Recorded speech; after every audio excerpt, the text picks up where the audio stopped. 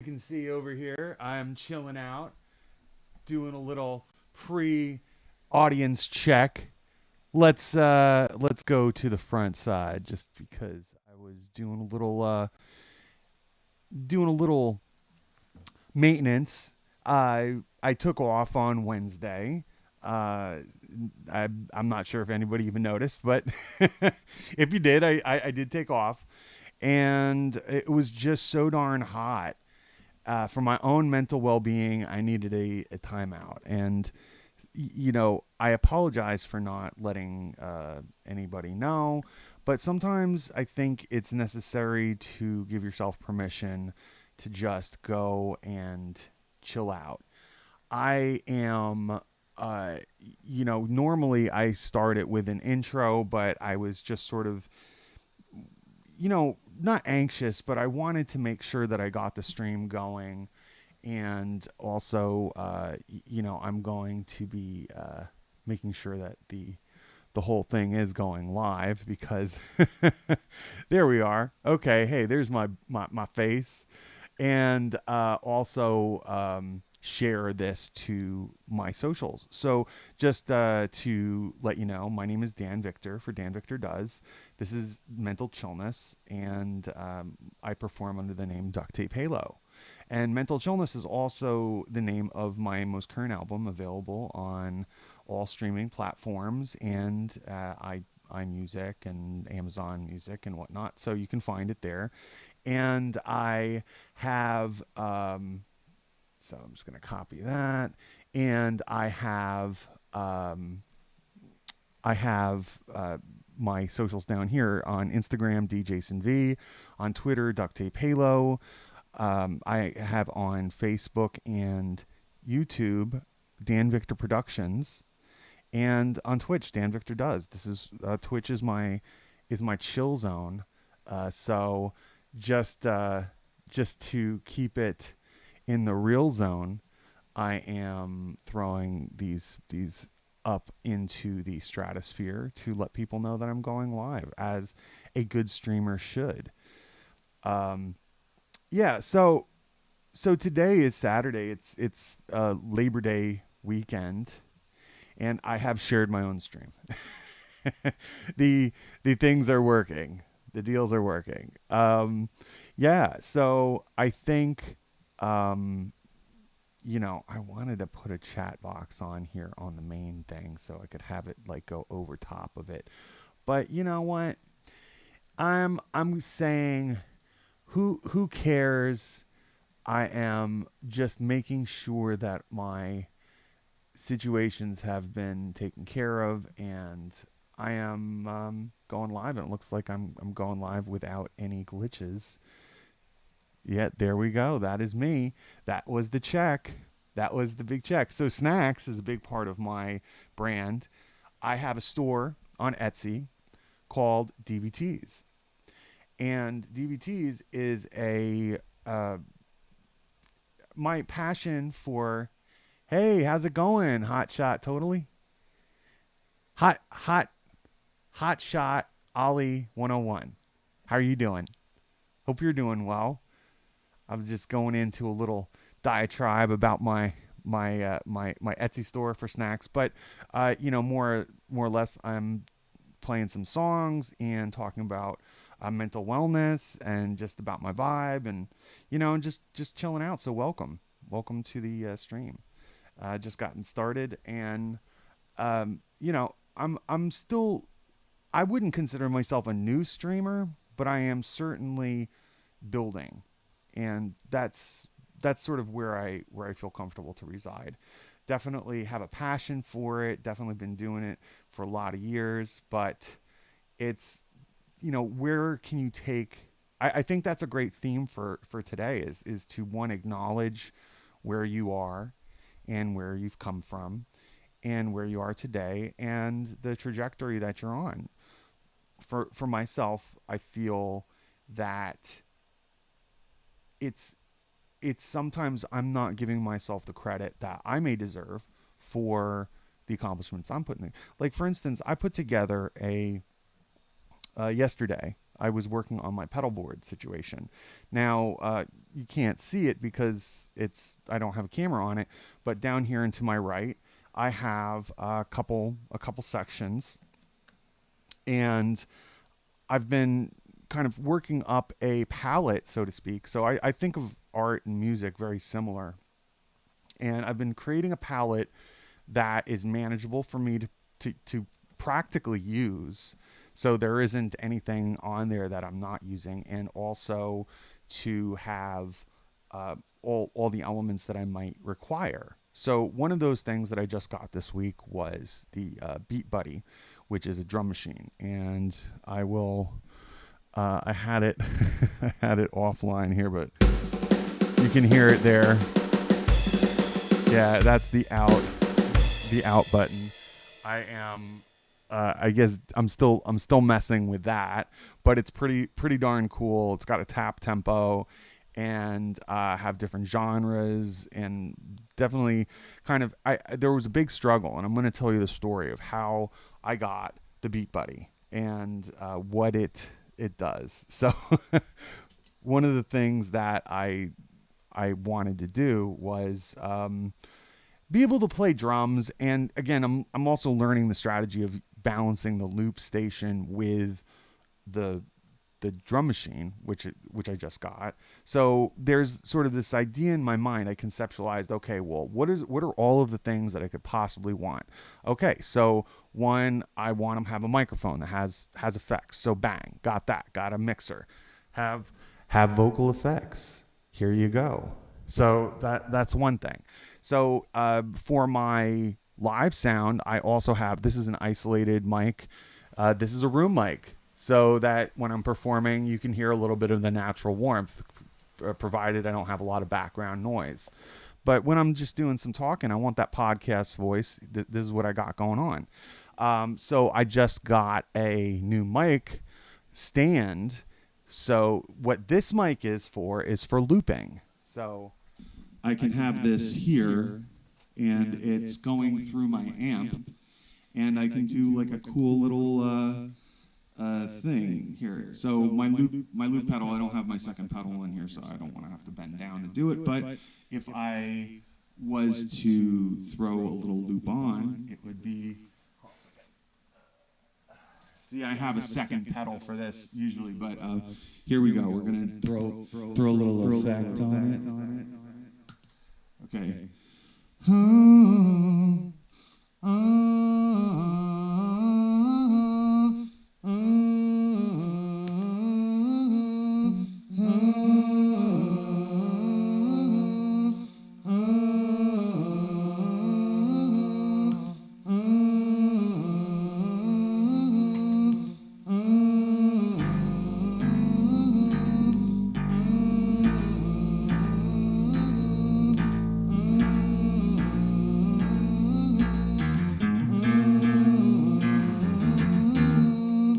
Anyway, that's the idea.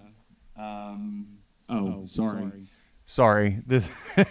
So you can see, I kind of had this off to the side so that I can do it. But my previous setup, I wasn't really able to utilize that mic, and I had it in my mixing board, but really wasn't practical the way I had it set up. Because not just in designing this set, it's not just about, okay, it's going to do what I want it to sound like. I also want it to function properly in the way that I have it set up. So it's accessible. It can be put away. It doesn't need to be set up. There's not a whole lot of setup. I mean, I do have a setup routine before I go live, but it doesn't require a lot of mental effort, because one of the things that I struggled with streaming is by the time I get to actually hitting, play or hitting record or hitting stream, I've expended a lot of this energy in the pre-game that it takes away from my ability to communicate, because I have all of these other things and stressors and stuff. And one of the things I had done on a previous live stream a couple weeks ago was I meditated before I went live, because the things that can go wrong are numerous. You don't have a strong signal. You don't have something plugged in. That's the biggest problem. And when you have a lot of plugs and you have a power issue or you have an internet issue or you have a computer crash issue, there are certain things that you learn along the way that say, okay, well, I've done this. And even though I'm learning to see these obstacles as challenges that inform me on new things that I do, uh, it's it's giving me a little bit of a frustration in the moment. So to overcome that frustration in the moment, I like to be prepared. And part of the reason I hadn't spent a lot of time live streaming and then improving is that I said, well, I've done a lot of live streaming without the setup that I want. I want to find the setup, then start streaming. And even then, it's been a challenge to say, okay, well, here are all the items that I have in place. Now I want to put put the next step forward. So the challenge of and I realize I'm going on a little bit on this story, but I think with the drum pedal, the drum pedal here.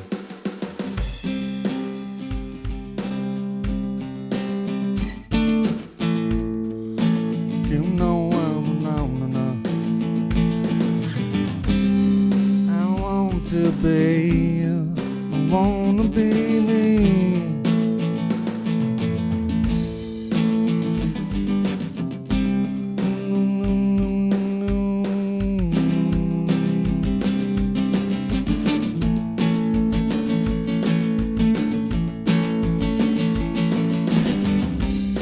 See, that's it. Those are those fills.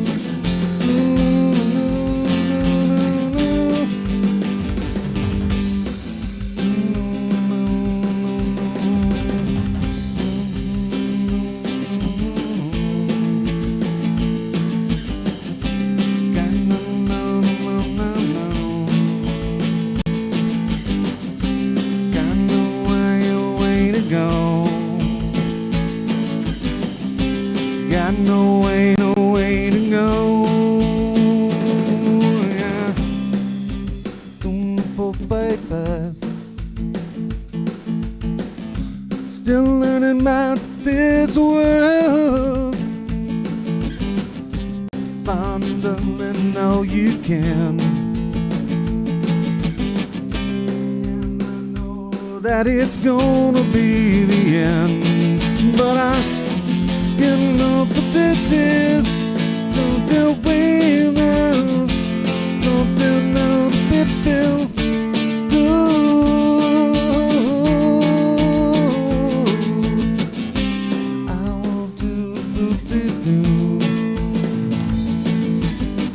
See, it's like, okay, just to give you the whole just to give you an idea of what I've been playing with. So that's the Beat Buddy, and there's a lot of different things that you can do. And I got this extra foot switch so I don't have to bend down, and I can toggle through the different things. So I'm still learning. I just got this on Thursday. Now, I had ordered it last week with the intention of saying, oh, I can just get this, I can learn it, and then use it for my live stream.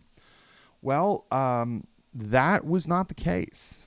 Actually, what ended up happening was a sordid tale. So what I'm going to explain to you, share to you, is my, I'm going to call it the Beat Buddy U.S. Postal Service, USPS fiasco of 2021. So with this 2021 fiasco, I went and this is what Reggie Watch does on James Corden Live late night.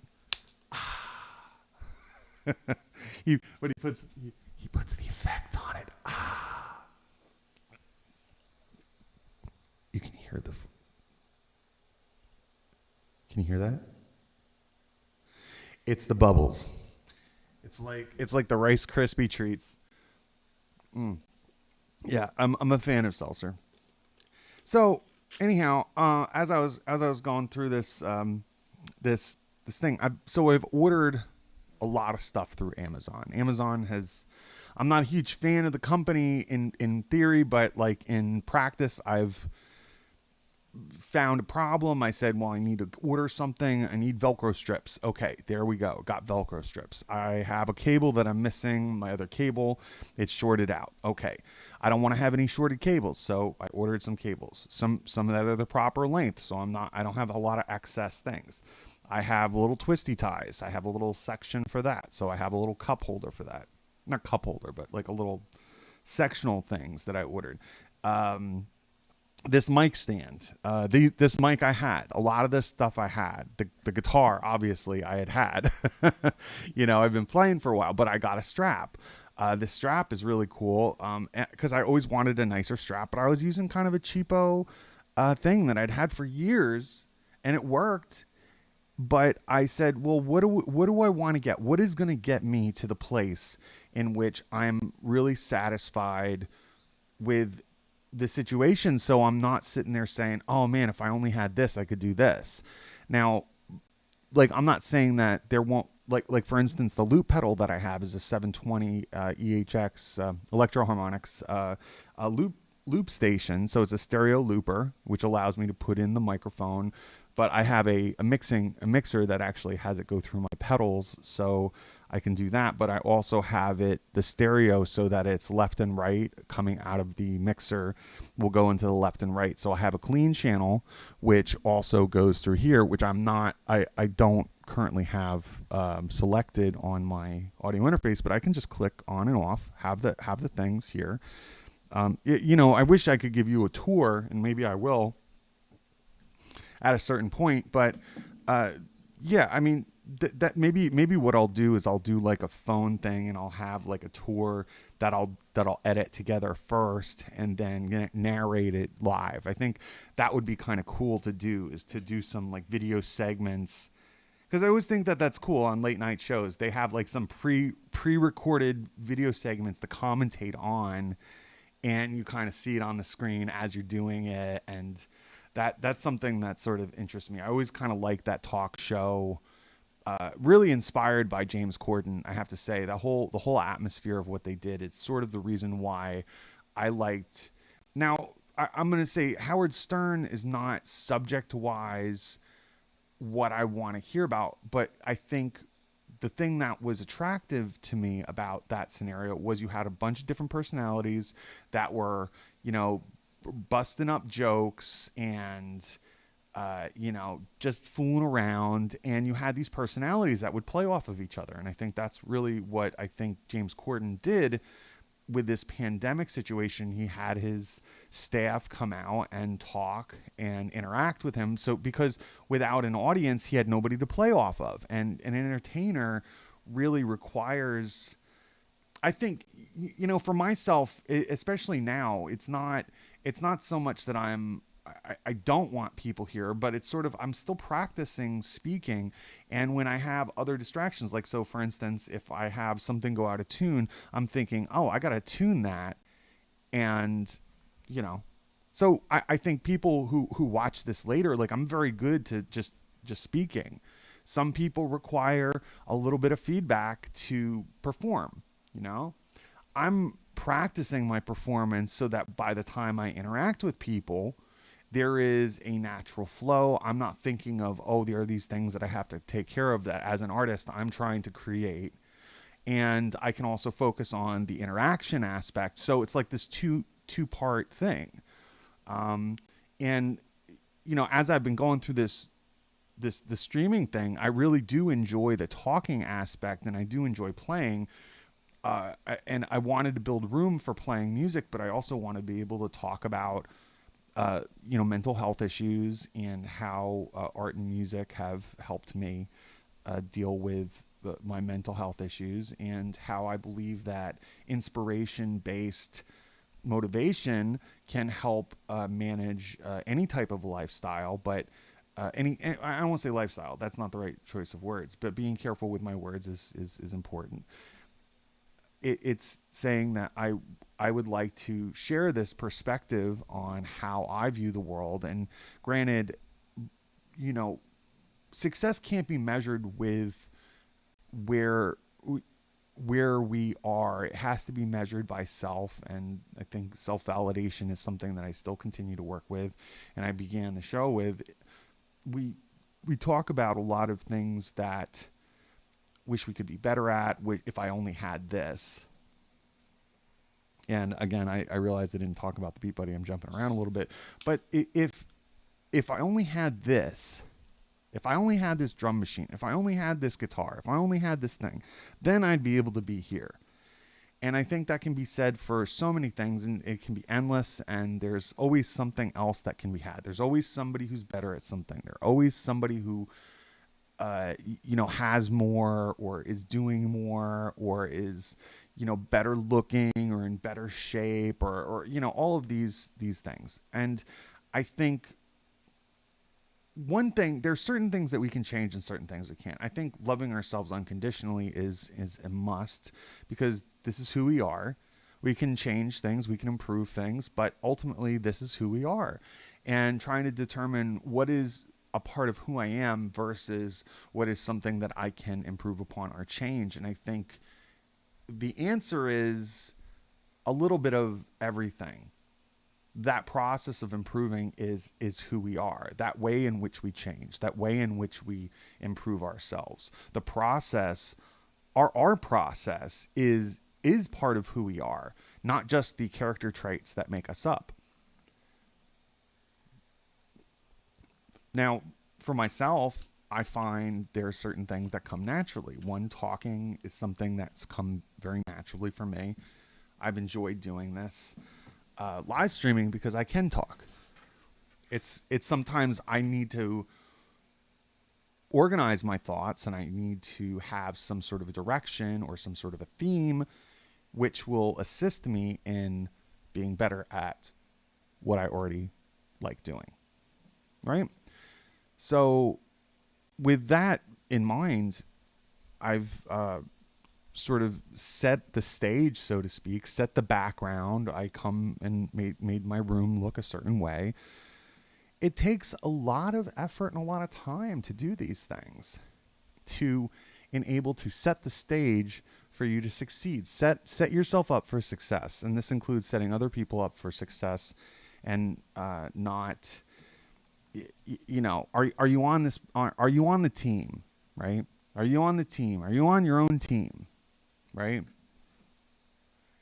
Are you able to say, I'm doing what I can to empower myself, or am I doing what I'm to throw obstacles in my way? And I think there's a lot of times we throw ourselves under the bus, not giving ourselves enough credit for the things that we do, not giving ourselves acknowledgement for what we have accomplished.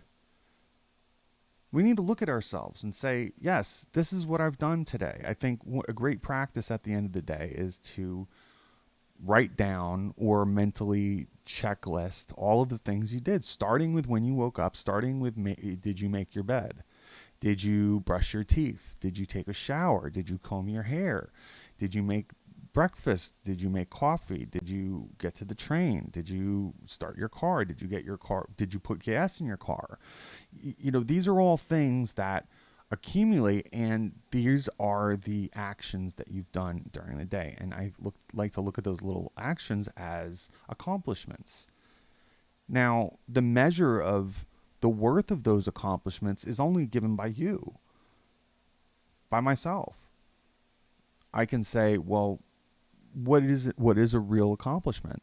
Well, okay, writing a song. Wow, that's a really great accomplishment. It is. And I think we can all agree that writing a song is a great accomplishment. But what I see happens sometimes is saying, well, this song isn't good enough. This isn't a good song. It's a bad song.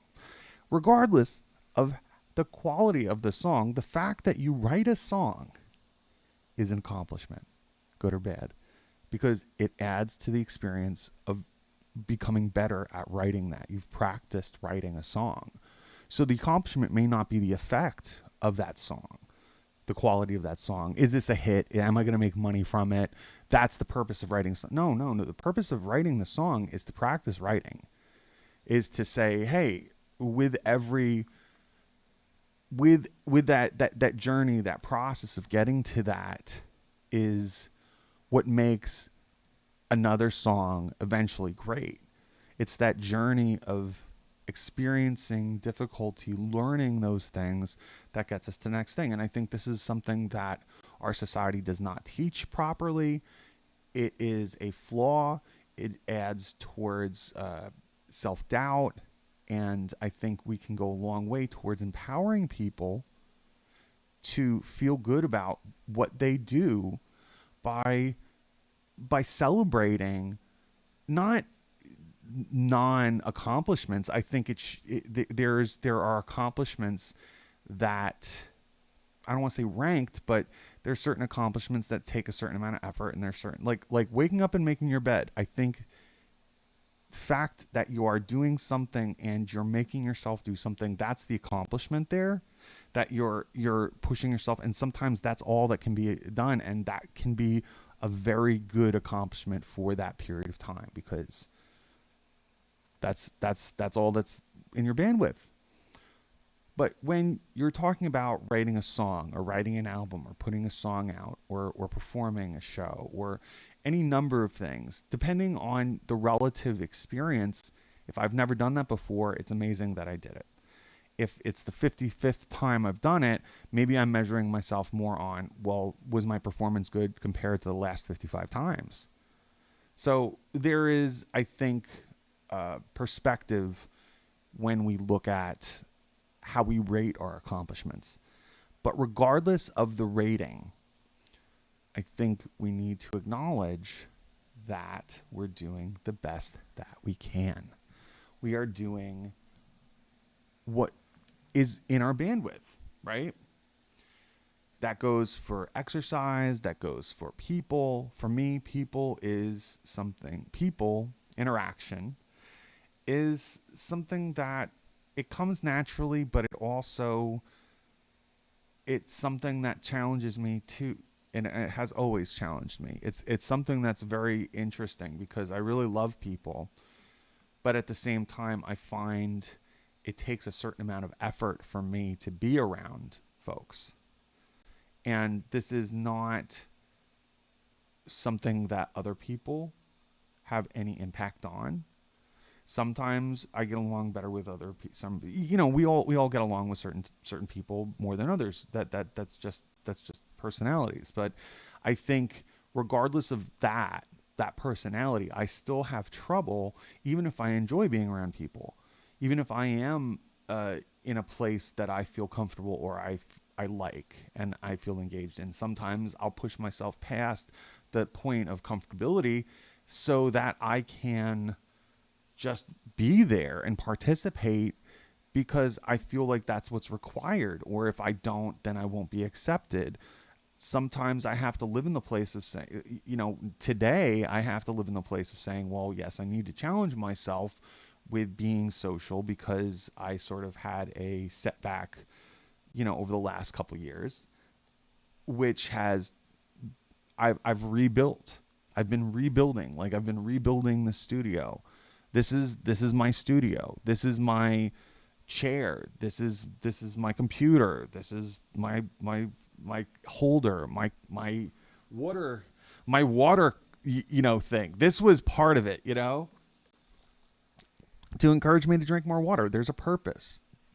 Not just buying things because I'm fulfilling some sort of a need to fill a hole where it's like, well, if I only have this thing, then I'll be able to do this. There's with a purpose in mind to do this, then it's one step forward on the journey. Keep moving it forward. Keep going. Keep producing.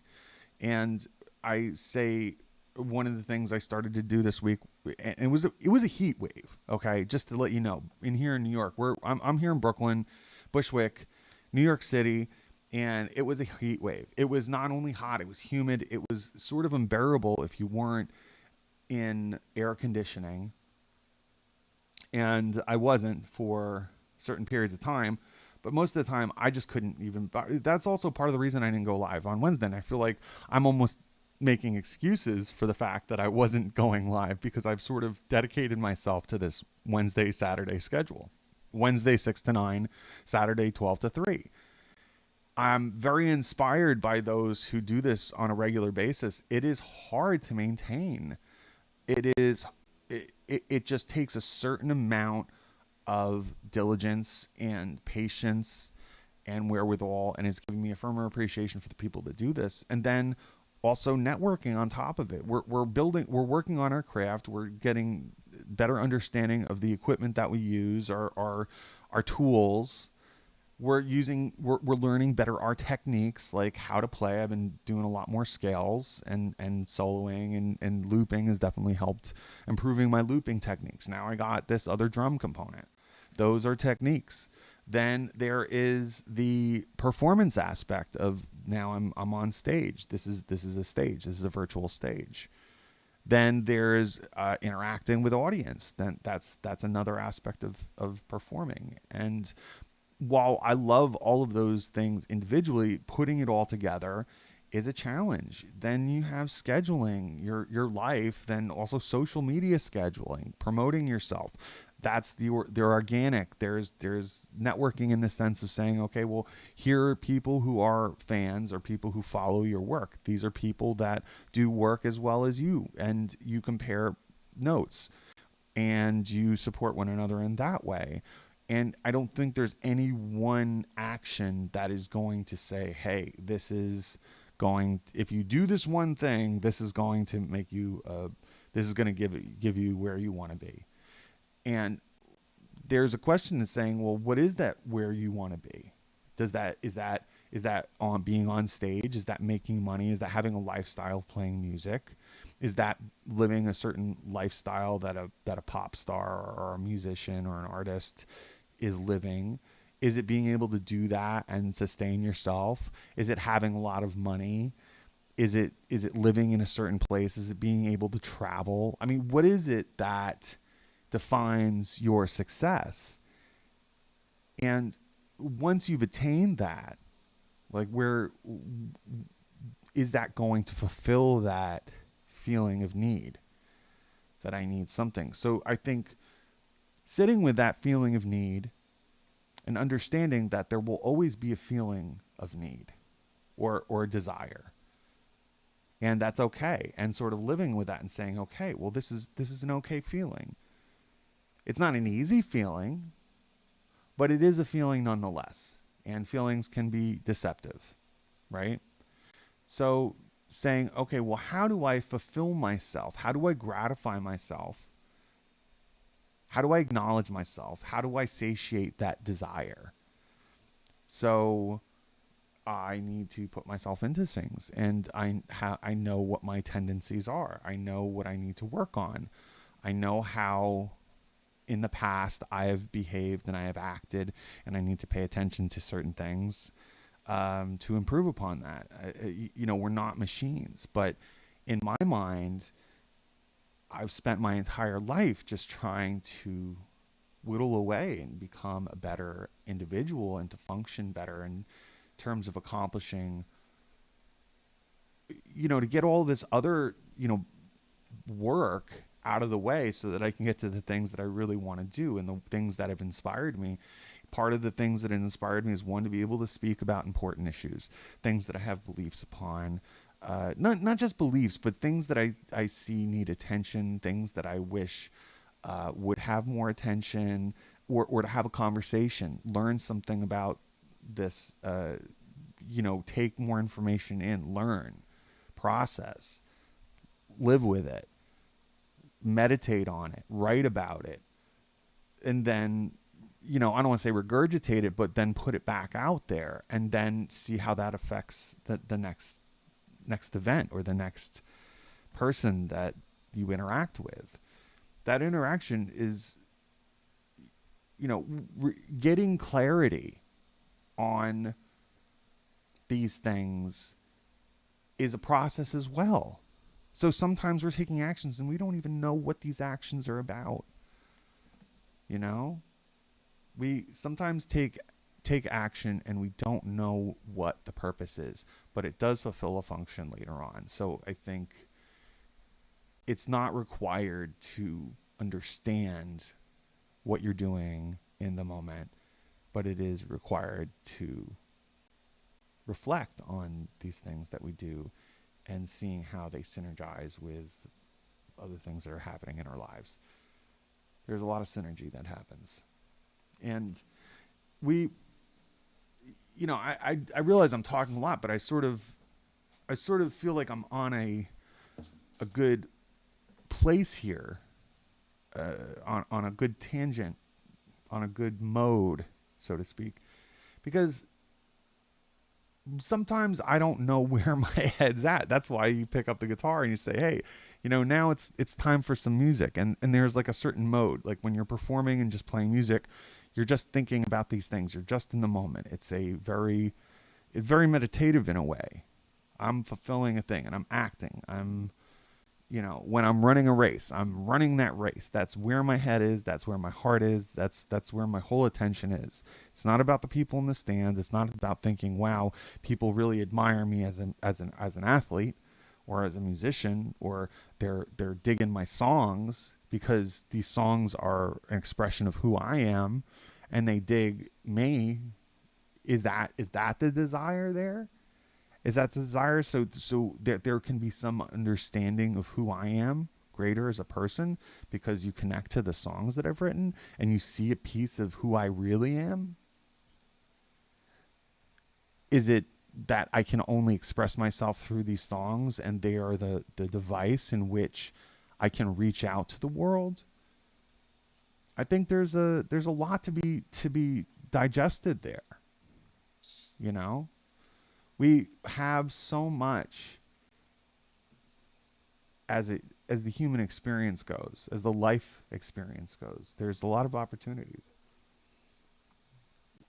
a lot of struggle, a lot of pain, a lot of joy, a lot of love. Living with love is not ignoring those struggles, but getting through those struggles with grace is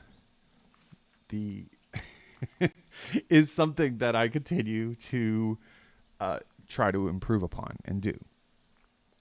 So anyhow, I'm going to get back to the Beat Buddy story because the Beat Buddy is I'm going to back out of this folder and I'm going to do let's see, should I do reggae, techno?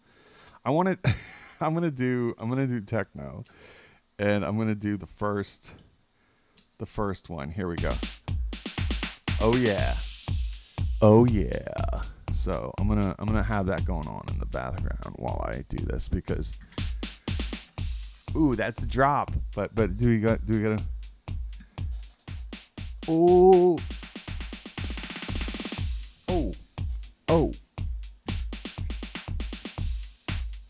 Hey.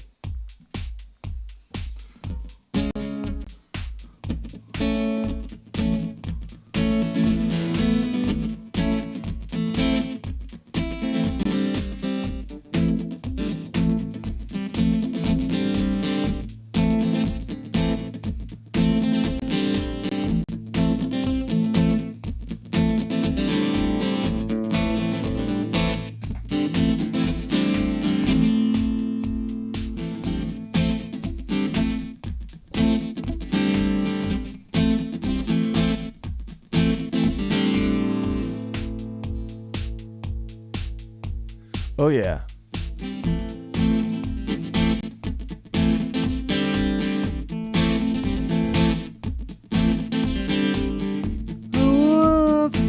Through the facts, don't even I can relax. Thinking I'm a real life wire. I'm looking, fine, baby. Psycho killer, just 'cause Better run away.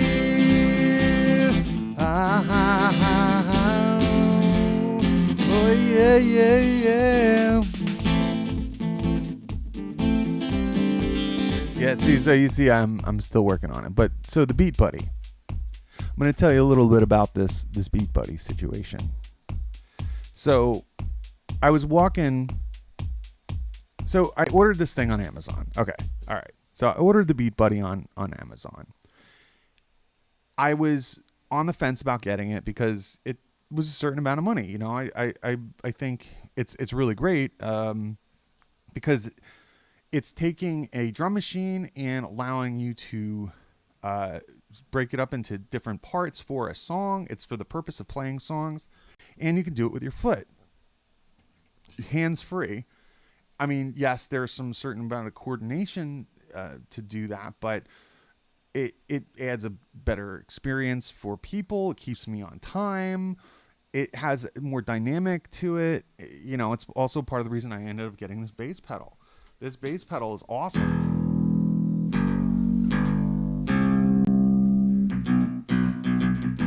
Oh, yeah.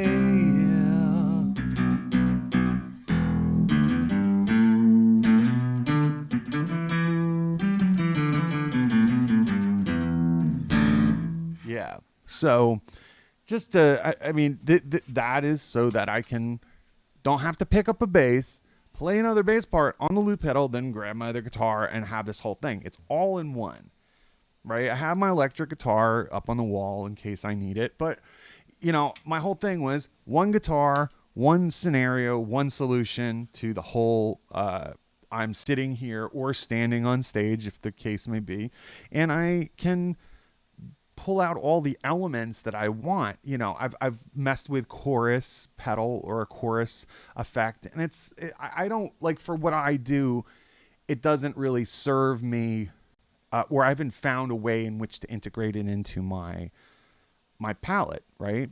You know, not everybody uses grain. I'm not using a chorus. I have chorus, and I think I like it to a certain extent, but for what I'm working to accomplish is playing songs, I'm singing, and I'm trying to develop a texture that allows people to, that hopefully enhances the song, enhances the thing.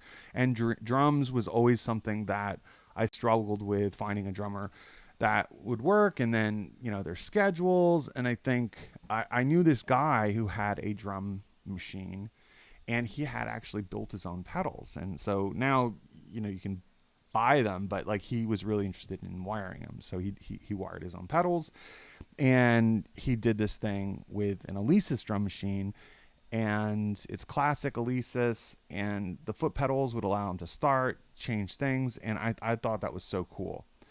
But I also was like, well, there's nobody behind you. But today, that's more, there's more of an acceptance of not having people like in the band. You can be a one-person act. A lot of people are doing that now. Back in the day, I had a DVD player, actually. It was a portable DVD player that I would use and have that lined out to an amp or a PA, and I would have a backing track, and I would play or sing, and I was doing that. And I was doing that on my own for a little while, and people, like, I just never felt as if I had the full experience. I wanted to have a band behind me. So I had built bands, and I'd been part of bands. And the struggles of having a band are having a place to practice, having rooms set up, having schedules line up, personalities line up. There's a lot of work that goes into learning the songs. There are people who have different types of work ethics. There are people who have different styles and strengths in their physical playing. Then there's playing shows, and are people's priorities in the same place? Do you want to do this type of a show? Do you want to get paid? Do you want to play covers? Do you want to play originals? Do you want to take a part in the writing process? Do you want to integrate other types of other musicians? Do you want to have horns? Do you want to pay these artists? Do you want to work in different genres? It's endless, the amount of complexities that occur when you're working on a musical project, beyond just knowing how to play your instrument. I think that's why music is so interesting, not just to listen to, but to play and create, because it offers so many interesting challenges, also frustrations. Because at the end of the day, for me, what I want to do, what is going to satiate my need, what is the big fulfillment, is being on stage for a lot of people, connecting and playing my music. Okay, it's not playing covers, it's playing music that I've created, and it's not just about an ego thing. It's about being able to communicate something that's very specific, that sometimes a cover song doesn't quite, it's not my words, it's not my voice, it's not saying what I want it to say. And sometimes the songs that I'm making, what do they say? Like, I'm looking at my song titles: Amongst the Dead, Hideaway, Step High, Death Warrant. These are some of the songs that I have on my Mental Chillness album, right? Which can be listened to on Spotify or, uh, you know, Bandcamp. You can purchase it on Bandcamp. I have links down in the About section of my Twitch for Dan Victor Does. These are songs that speak about specific memories. They speak about personal things. And I think that's what music is. It's about a personal situation. You have an artistry in writing and a craft. That's also part of it. Saying, okay, well, I appreciate being a songwriter and writing lyrics and constructing a song in the way in which I like to perform a song too. There's that absolutely. And style and genre wise, it's not like I'm seeking out music to play like a DJ. And I think that is a certain art and interest and craft in itself. But the area of music that interests me is being a composer and a performer. It's a singer and songwriter. And that I used to have a problem with that, because I never saw myself as, oh, well, I'm a singer songwriter in the sense of Lisa Loeb or Jack Johnson or some of those people. They weren't the people that I idolized. I liked the Pixies. I liked Guided by Voices. I liked Bad Religion. I liked bands, I liked Zeppelin. I liked Metallica. I liked Iron Maiden. I liked bands that like had a group of personalities, and so I identified with that, or I don't want to say idolized it, but in a way I did, but I aspired to be like that, not realizing that who I was as an artist is a singer-songwriter. I like performing in bands. I get a lot of joy playing with others. But what gives me the greatest joy is writing and recording and putting out music and performing that music. I think in terms of what an audience receives, I think an audience receives a band well. I like the response that a band does, but like in terms of how can I get the most exposure is playing with myself. I control what I do. So that being said, it's like, well, okay, well, I have to develop a certain set of skills, which is, playing with a drum machine, playing with this, making it sound as realistic as I can, to not have an artificial experience, have a real experience that does fulfill what it is. It's not just a drum machine. It's not just, I really liked using keyboard drums, but part of the lack of dynamics was there's no fills. And even for me to fill, I have to stop playing, hit a button, and then have a keyboard to take up space so that it, there's some sort of accompaniment, and just like felt very cumbersome. It wasn't realistic. I had to set all this stuff up every time I wanted to record. I didn't have a studio. The whole dream was to have a studio, which you could go. And then there's, okay, well, I got to be motivated to make some music. I have to be in the right headspace in order to be this way. And I have to have a commitment to rehearsing and practicing and, practice those things well enough until, you get to the situation that you're you're doing. And uh, so the Beat Buddy situation was a an issue of frustration because my package had gotten lost. Okay. It didn't get lost per se, but there was a challenge with the mail, and US Postal Service has trouble delivering to my address for some reason. And for a variety of reasons, they said that they had attempted a delivery but hadn't. And this was the second time I had trouble, but this was a pricier item. And it kind of turned me off to the whole thing. I used to like to really go to Guitar Center, but I was looking at speeding up the process of getting the thing built so I could move on to the next part. You know, I was like, get this over with. And life sometimes has a way of saying, well, you're not going to skip over this. There is no cheat code for this particular, challenge. You need to deal with it. Even though I didn't want to deal with it at the time, I was forced to because I spent a certain amount of money on this pedal. I said, well, it's my birthday. I'm going to buy this pedal because I believe that this is going to give me an essential piece to complete the whole thing. And I think I'm right. I think I made a good investment because there's so much about this that I'm still learning. It's still new. But so Monday it was supposed to be delivered. And I had ordered it last week, and it was coming from Colorado, from the Pro Audio guys in Denver, Colorado. So shout out to those guys. Thank you for being so helpful. Then they said they attempted delivery, and I was home, and I said, listen, I'm home. I had left a note, please call me. And the person just didn't do it. And I was pretty upset because I just wanted my pedal. I just wanted to, why is this getting in the way of my creative process? I just want to make some music. Gosh darn it. And was unable to do that because of that inhibiting me from having it. I could have gone to Guitar Center, purchased it, but I chose to do it through Amazon because I've been doing a lot of purchasing through Amazon for, what have you, like I said, Velcro strips, cables, plugs, pedals, and some of these things, I got some really great deals, and some of these things, they came immediately, and it was immediately gratifying. And there was that thrill, of that rush of shopper's high, so to speak, because I don't do drugs. I don't drink. I do drink coffee.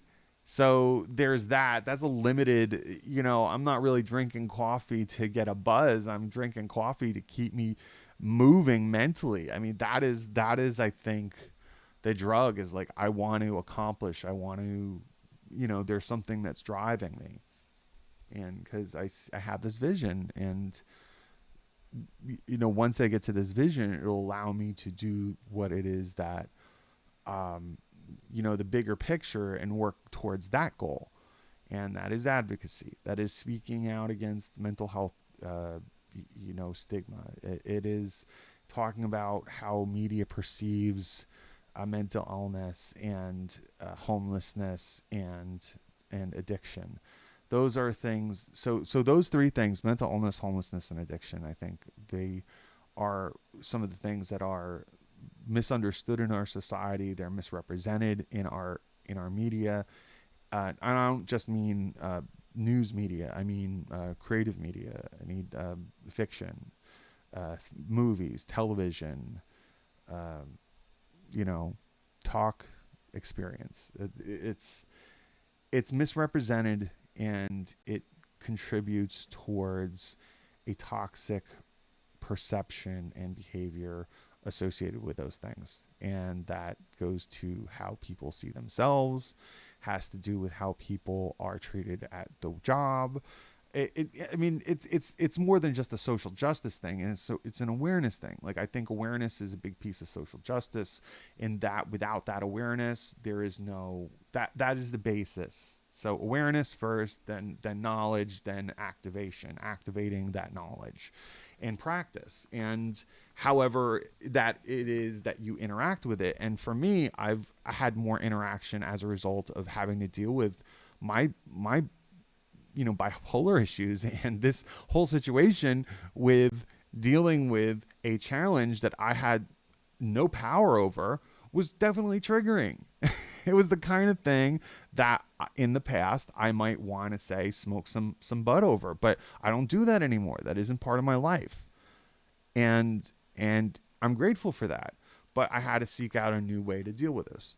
So said, okay, sometimes I then hide my head in the sand because I don't want to deal with it. So I'm going to avoid that situation. But this I couldn't avoid because there was a certain monetary value attached to it beyond the need for me to integrate it into my greater vision.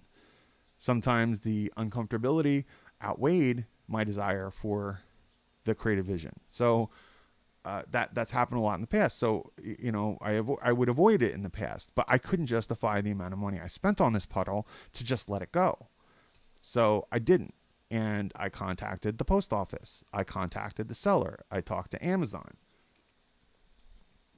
In whatever degree that Amazon is able to talk to you.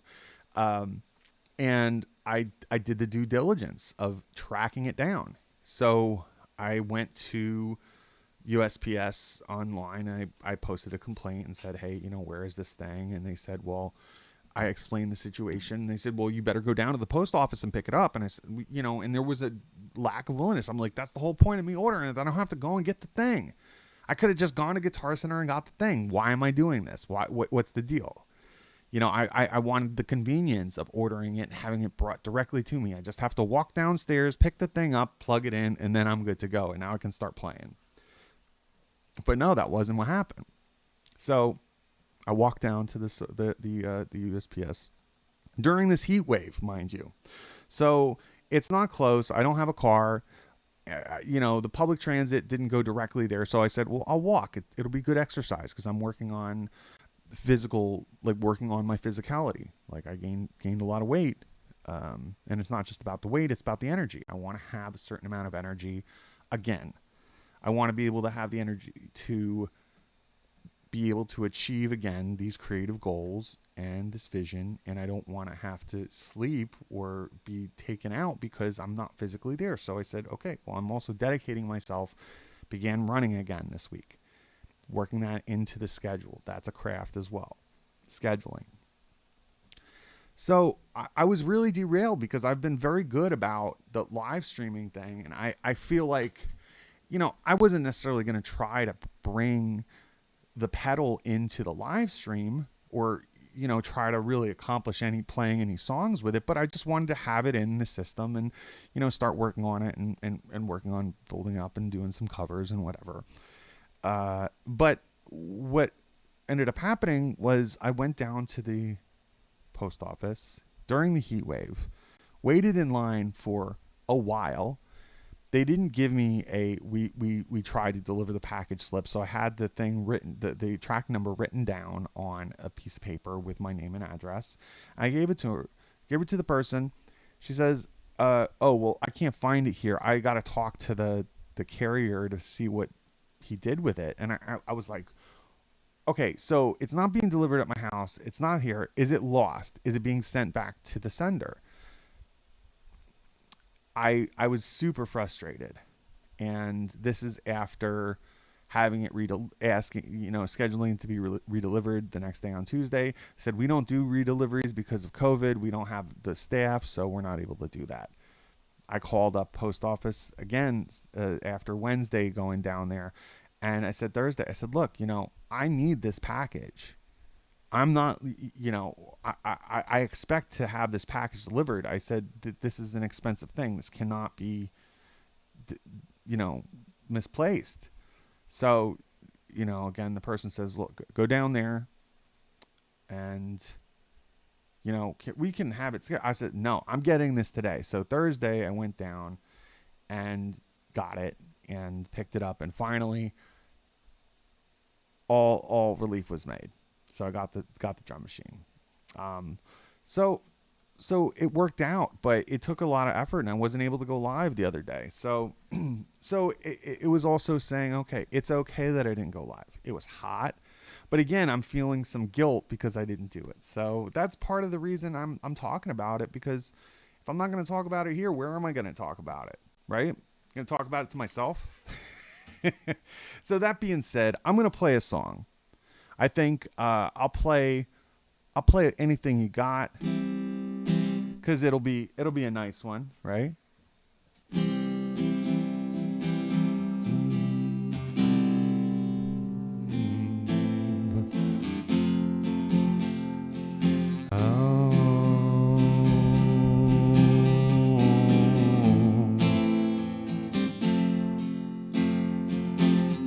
Tell me what to do.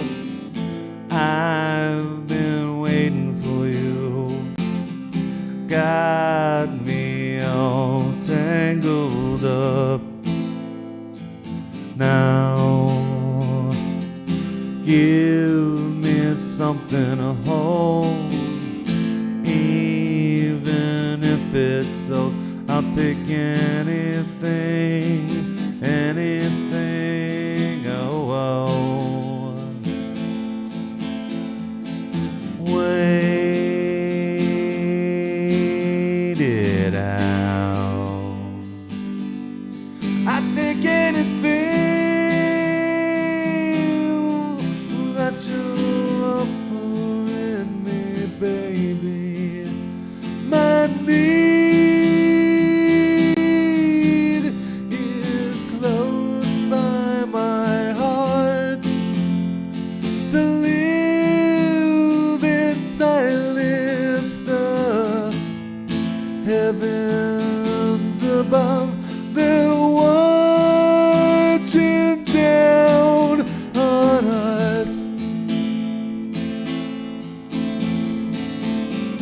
I'll take anything, anything you got, anything you got. Right now I need a miracle. Right now I'm yielding love. Even if I never said my piece, at least directly in your face. I'll take anything, anything you got, anything you got, anything you got. I'll take anything you got, anything,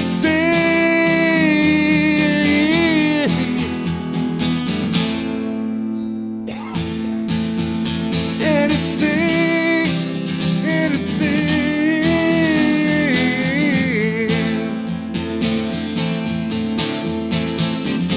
I'll take anything, anything you got.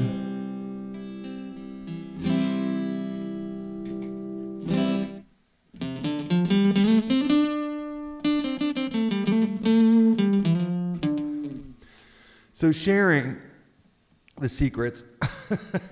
Wow, sometimes it takes a little bit of getting the cobwebs out there, singing anything you got, and sharing what some of these songs are about. I think it's interesting. I was watching this thing on YouTube, and I think part of the mental chillness, concept is about filling your tank motivation. So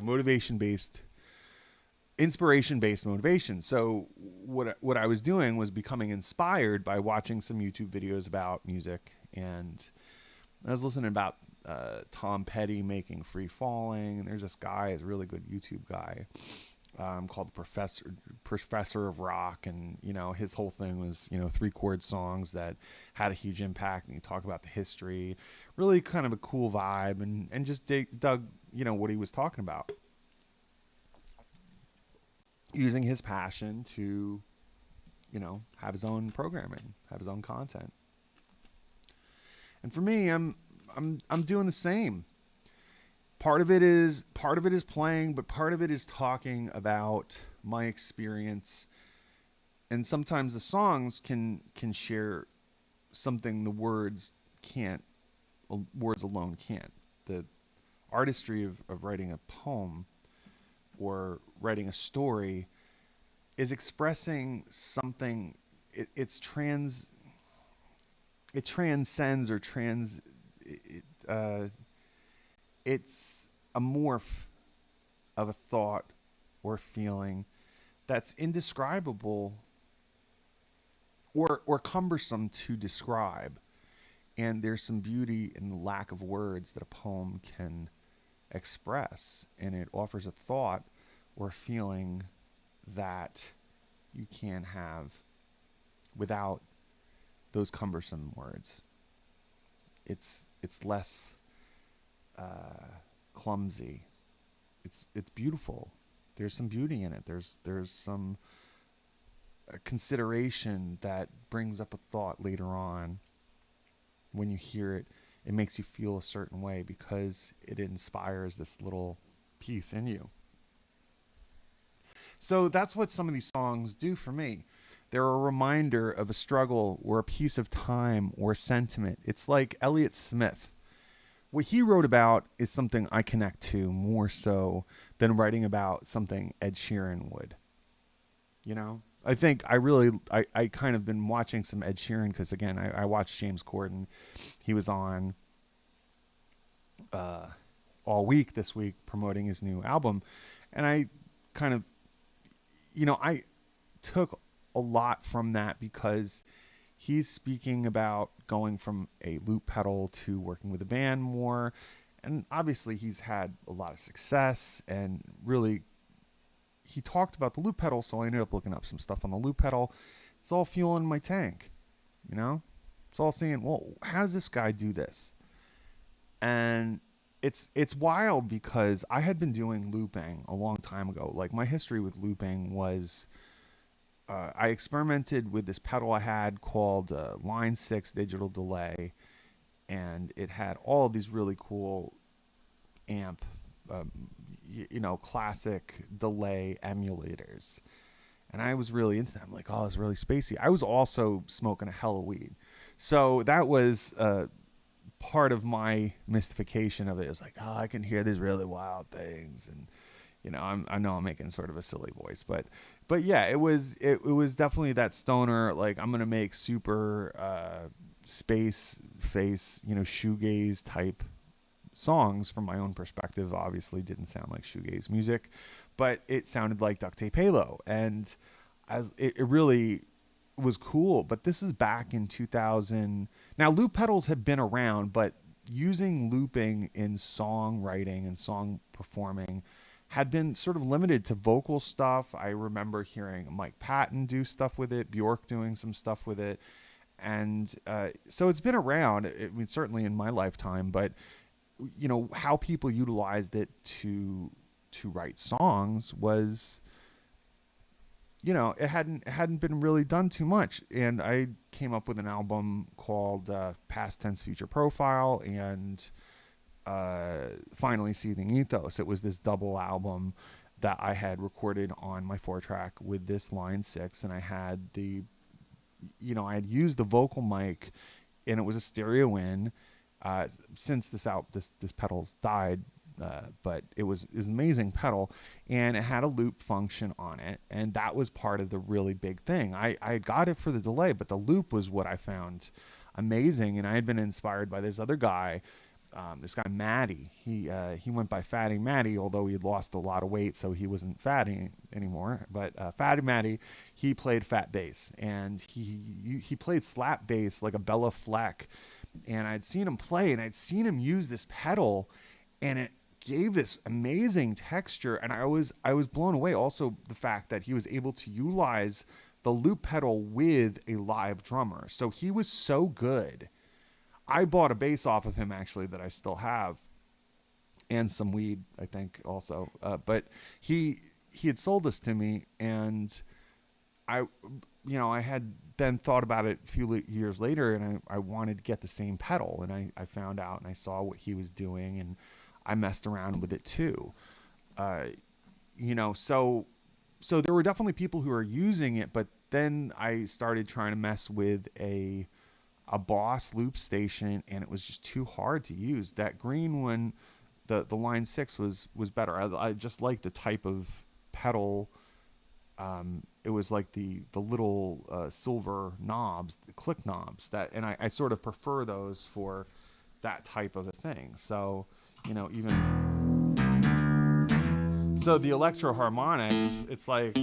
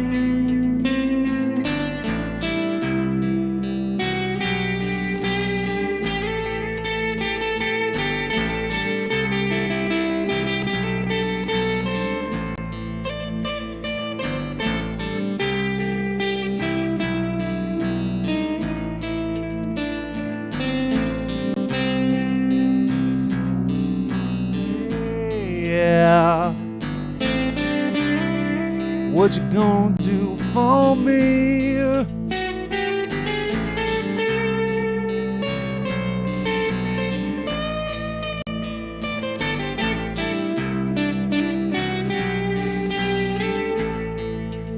One of my friends, they come over and make me food, make me snacks, make me good stew.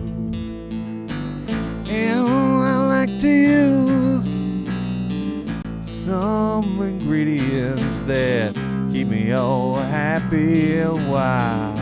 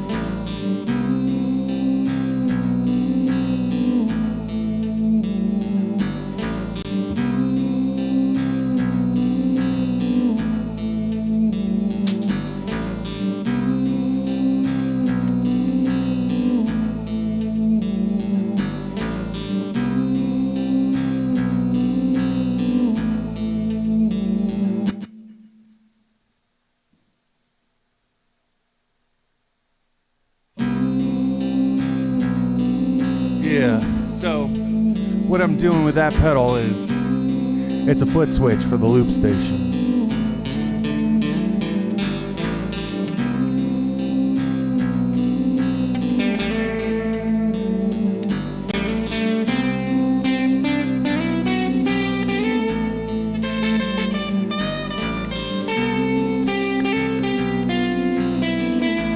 And then it takes out the last thing. I wanna make it right. Oh, well, that actually... Oh, wow, that's interesting. Oh, wow. So what's interesting about that foot pedal is that it actually switched what the foot pedals did. So here... Oh, here we go. That is that one.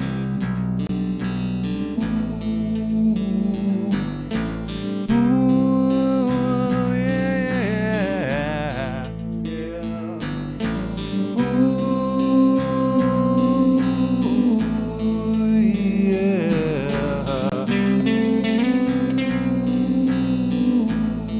I wanna make it right.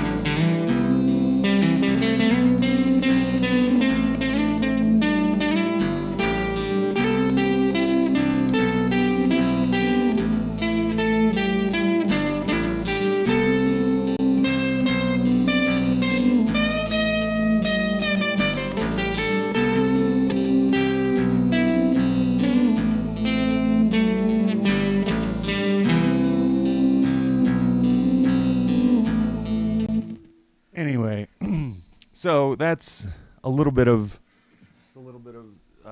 so yeah. So I kind of pull that off to the side, right? It's got like a cool vibe going on. So again, not playing any song in particular with that, but you know. Oh yeah. We're back into the chill zone.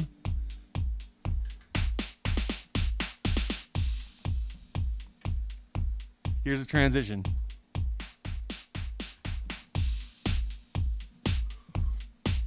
Oh, yeah.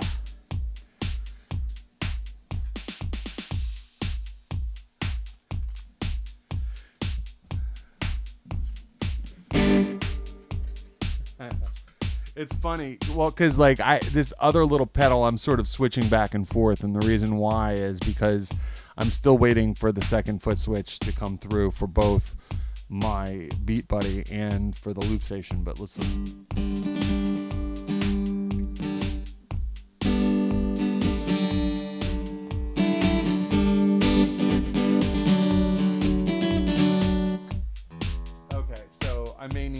I may need to tune up a little bit because I've hit the headstock.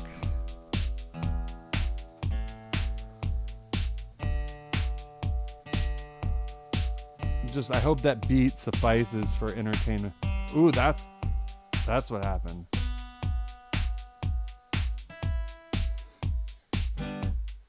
There we go.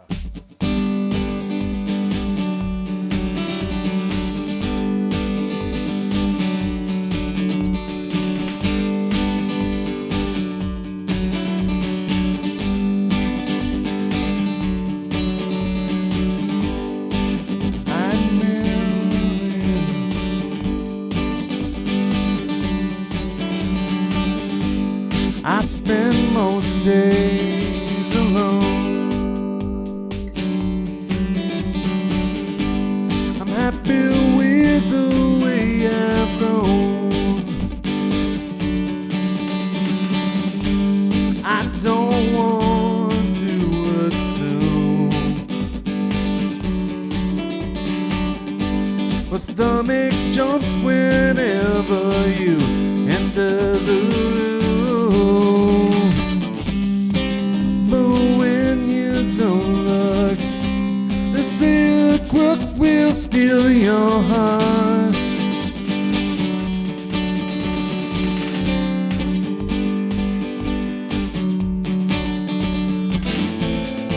If you ever want to feel this way,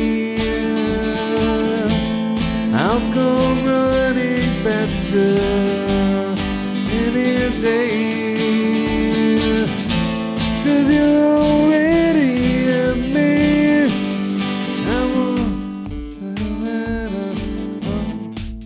under your spell, like you know me so well. Like I'm under your spell, like you know me so well. Like you know me so well. See, it takes a little practice. I admit I know very little at all about who you are, but it's good so far. Seems you deal with things in the same way. Maybe love too much, you'd run away. But when you don't look, it seems the crook will steal your heart.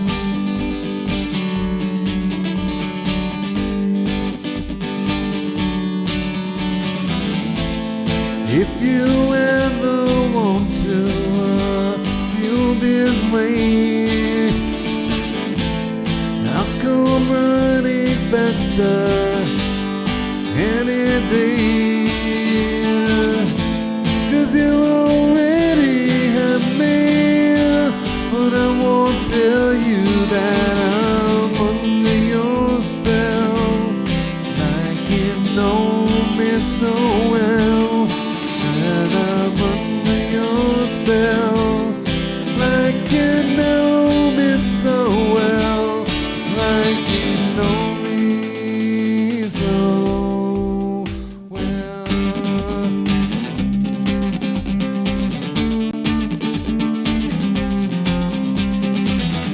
With my candlelight, I'm sitting thinking about you. I ask myself, who would know? Midnight waking will be a weekday drinking. I'll be dancing with you at the show. I saw you from before. You're sitting on a wall, talking with people I don't know. The more I get to see you, want me right for me. I'm not like the girls from before. If you ever want to feel this way, I'll come running faster every day. 'Cause you already have me, but I won't tell you that I'm under your spell. Like you know me so well, that I'm under your spell. Like you know me so well. Like you know me, like you know me, like you know me, like you know me, like you know me so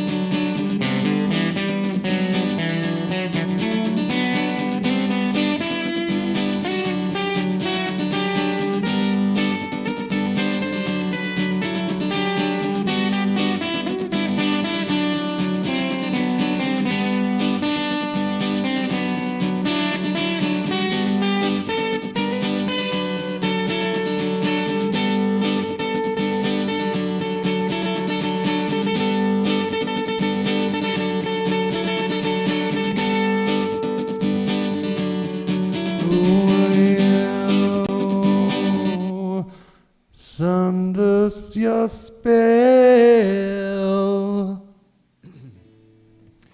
Yeah. So yeah, that's the button, the James Corden button. Wait, I have an app on here, which is kind of cool. It's funny. I have to re-download it because I haven't used it in a while. You know, I used to do this. It's called the ham horn amp. Yeah.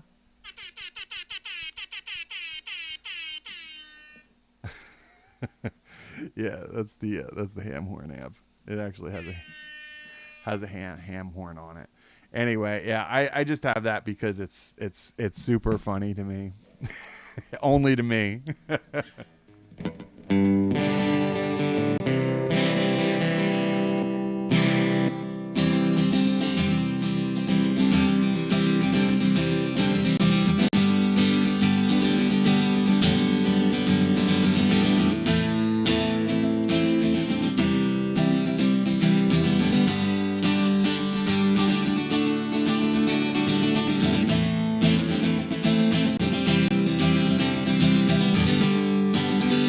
Oh, yeah, yeah, yeah, yeah, yeah. I don't wanna say it, but I know you so well. Anyway, yeah, I'm just sort of not just messing around, but making sweet music. You know, Mark Knopfler was the inspiration in my tank this morning because I was listening to Sultans of Swing, the the story behind the song, and I find it so interesting, not because it makes the song, well, maybe it does make the song better, but it's just the process of what people did and where it took them and how they got to where they got to, you know. I love hearing about people's process. So that's one of the things I like to talk about here on Snacks Saturday. I mean, that's really what this is Snacks Saturday. And it's, I tried doing the just chatting situation today. It's because I was feeling a little more chatty. But, you know, I may rebroadcast under music.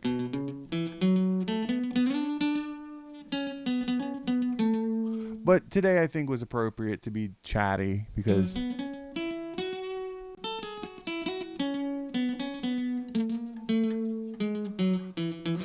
on the road to affiliateship for Twitch, yeah, I wanna make some music. That's all that matters to me, baby. Getting better at it, getting better at it. I roam, I roam, I roam. And I got my second window.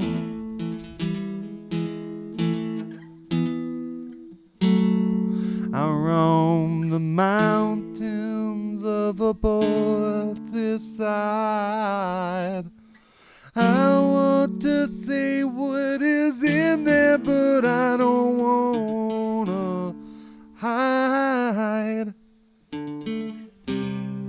Running around the circles, I just want to write. And part of the thing, and I'll say this, is one of the things that I liked about this album, Past Tense Future Profile, was it was me just sitting around recording, and after the fact I went back and listened to this stuff and re-listened to it, and I really liked these things, and it gave me great joy to listen to them because I discovered certain things that were just fun, and I'm like, wow, I did this. And maybe it's not just about like, oh wow, I did this, but it's about I like how this sounds. It sounds different than when I was doing it. So with these live streams, part of the wonder of this stuff is that I'm going to go back and look at it one day when I'm not streaming, say, and I have all this saved. It's on YouTube, it's on Facebook, it's on Twitch, and I've been doing some cut ups on Twitch because I know that it goes away. It just doesn't stay there, and my intention of doing, I sort of have a and B process. And so there's like a before and after like break. I go live for 3 hours and then I take a break in between. And then, depending on, what my bathroom schedule is, and who I'm speaking with. So it's like I'm building up this sort of practice.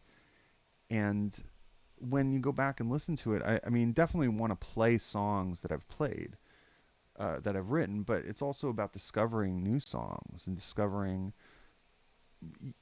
this particular channel or my particular approach is discovery. It's self-discovery. It's organic conversation. It's organic ideas that we see where they lead. Where does this go? I like to not know.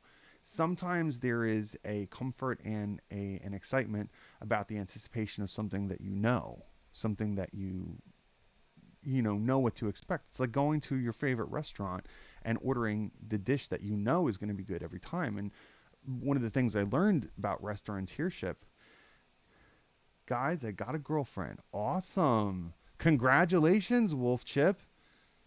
That's great. I'm very happy for you. This is something new, I take it. Well, I am for one happy if you are happy.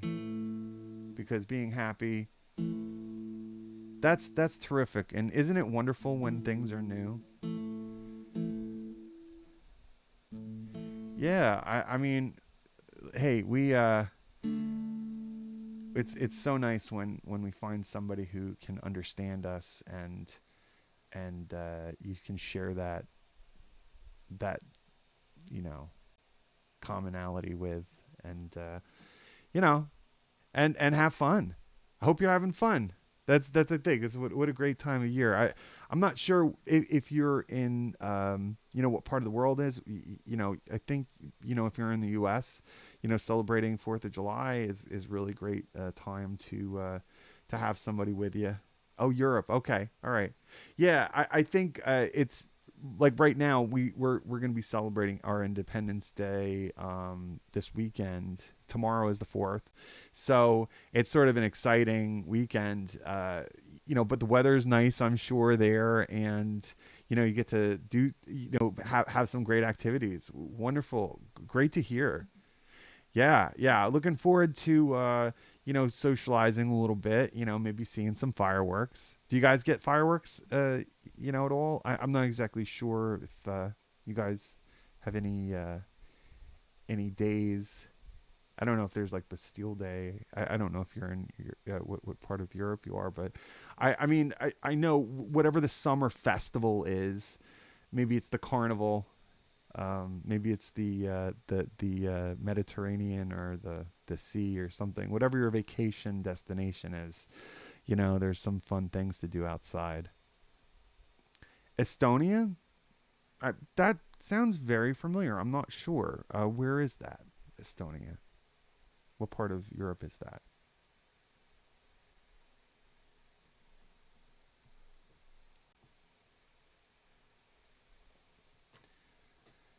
Oh, okay. Wonderful. Wonderful.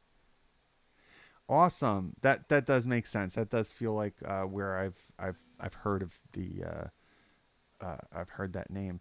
Geography, Americans are notoriously bad at geography. I don't know if you're aware of that. They're like, I mean, not saying that I am per se, but historically speaking, Americans are bad at geography. We have no idea where things are. I'm just great. So, I mean, if you don't mind me asking, is this something that developed? You met this person, and they, it's a new person, or is this somebody who's been in your life, and you guys, discovered something about yourselves, or, I mean, new person. Well, that's great. It's great to hear. It's great when new people come into our lives. I'm excited for you.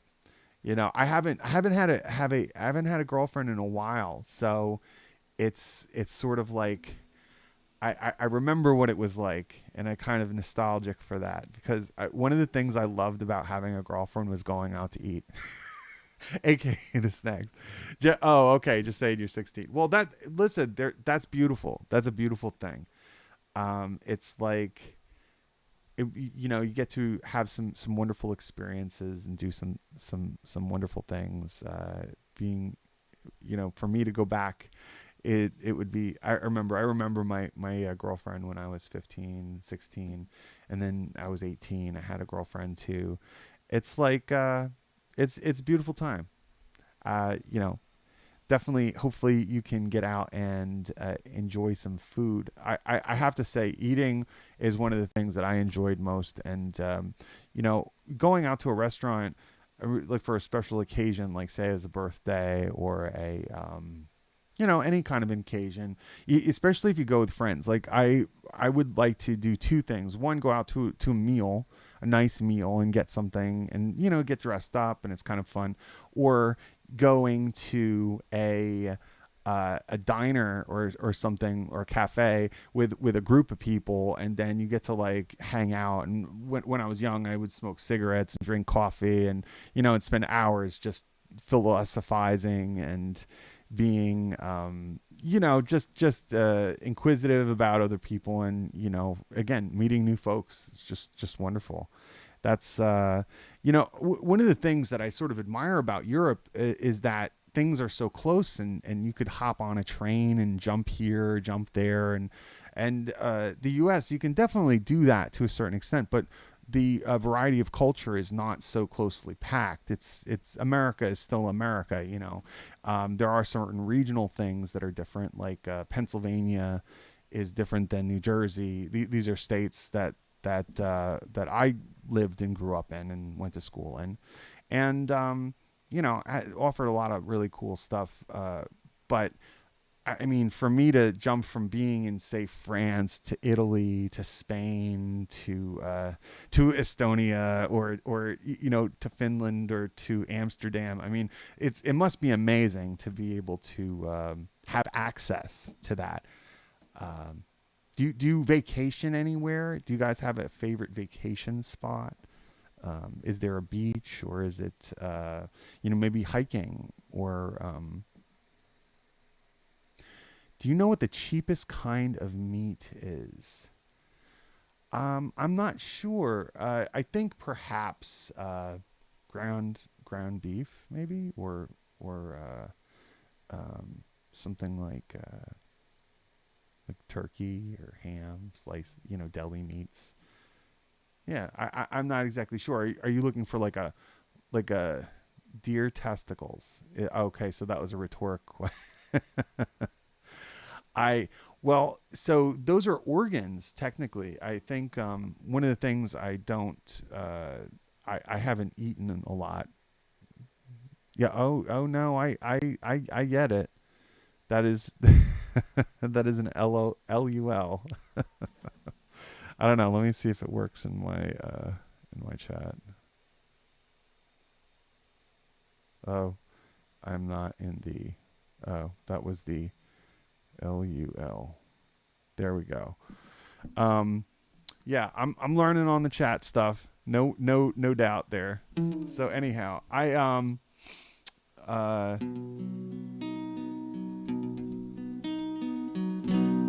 getting getting on topic. I don't know. Just messing around, I guess. Today is Saturday here, and it's interesting. Also talking about Europe, uh, it's interesting to connect with people across the world, right? Oh, it's been delivered. That's awesome. I got my Amazon notification that something has been delivered, and that is my pedal and connector.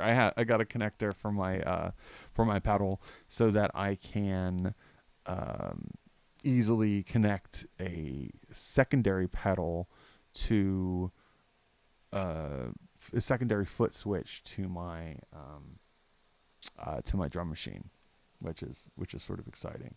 Yeah, so I'm gonna probably pick that up in a minute. But how about I play a song? I mean, I'm just chatting. Feel free to drop something in the chat and say what's up. But I'll play I'm gonna play a faster one, and let's do "Silk of the Snow," I think.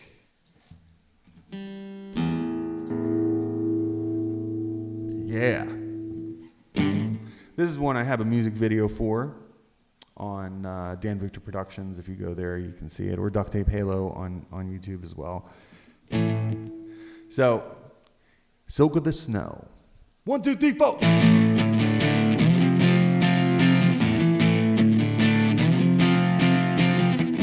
No one can say I don't want you to go. In summer the cover, in the silk of the snow, in the silk of the snow, in the snow. The will to smile, I can't control what comes out at night. I realize you're right. I lay awake at night, I really need you. The deal is in the snowy move. Got a filthy grin. It's the same inside, in some other cover, in the silk of the snow, in the silk of the snow, in the snow. Yeah, why don't you meet me in the park? The wind is whipping lust in trees. A chill to your lips, the frozen taste still managed to take my breath away. Got a filthy grin. It's the same inside, in some other cover, in the silk of the snow, in the silk of the snow, in the snow. I would try to live in the snow and to stop time, to stop time, to stop time, time, time, time,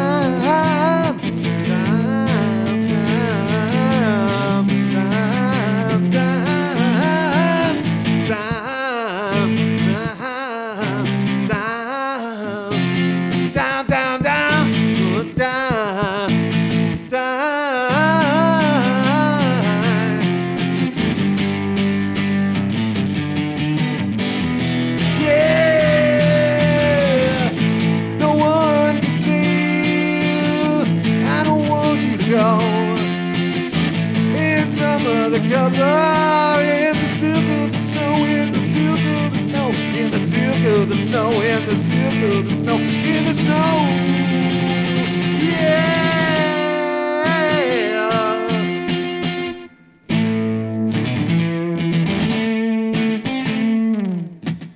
Yeah, Silk of the Snow. That is a song off my Mental Chillness album. Available everywhere. Ductape Halo is the name that I go under for my music. And this is Dan Victor Does. Welcome to the channel. If you're new, if you're back, thank you for coming back and seeing what's up. So yeah, I'm gonna probably take a short bathroom break, and gonna grab my additional pedal from downstairs so I can add it to the stream. It's kind of exciting as we're getting it. Amazon delivers. So if you have any topics that you would like me to discuss, I'll happy to give it a thought if you write in the chat as I am taking a break. And I have a BRB musical interlude for you. Oh boy, there it is. So stick around. I'll be right back.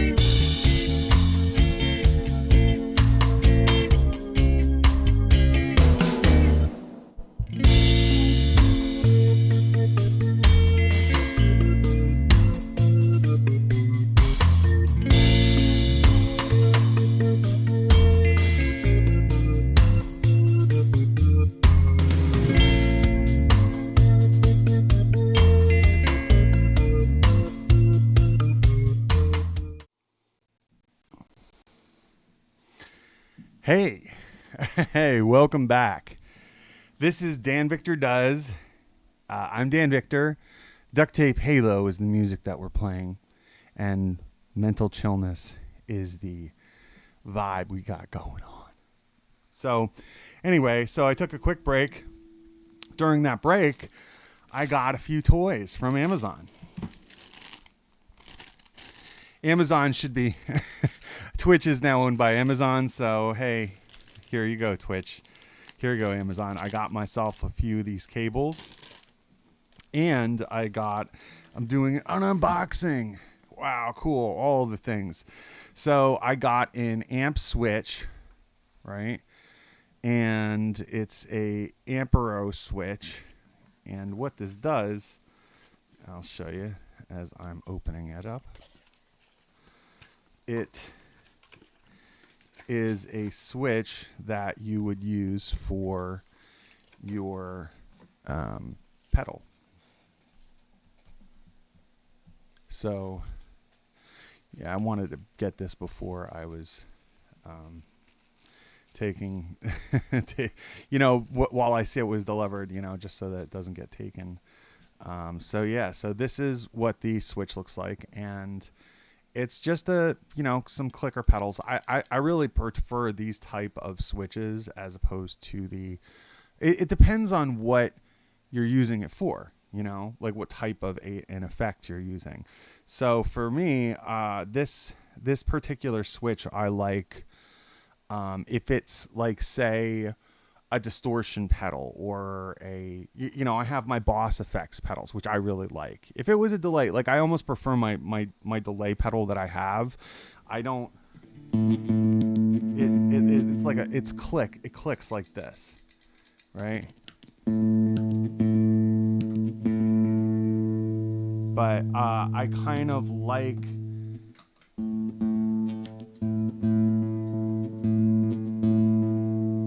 yeah.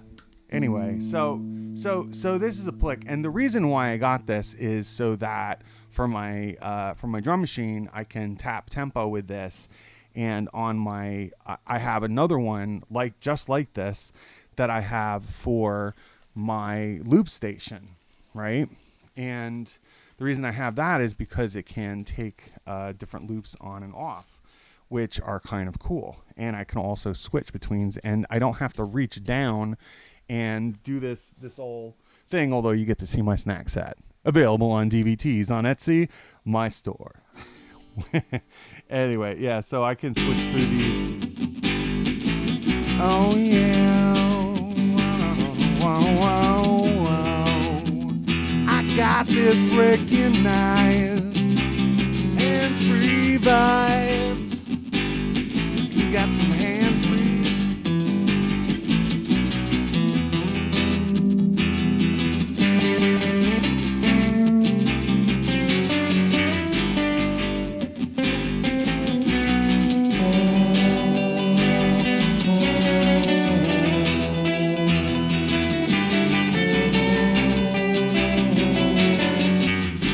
Got some things to say. If you don't like it anyway. Oh, yeah. It comes back anytime. Anytime you're wondering why you're this summer vibe. Yo, girl, that's this summer vibe. Yeah, know it that. Oh, yeah.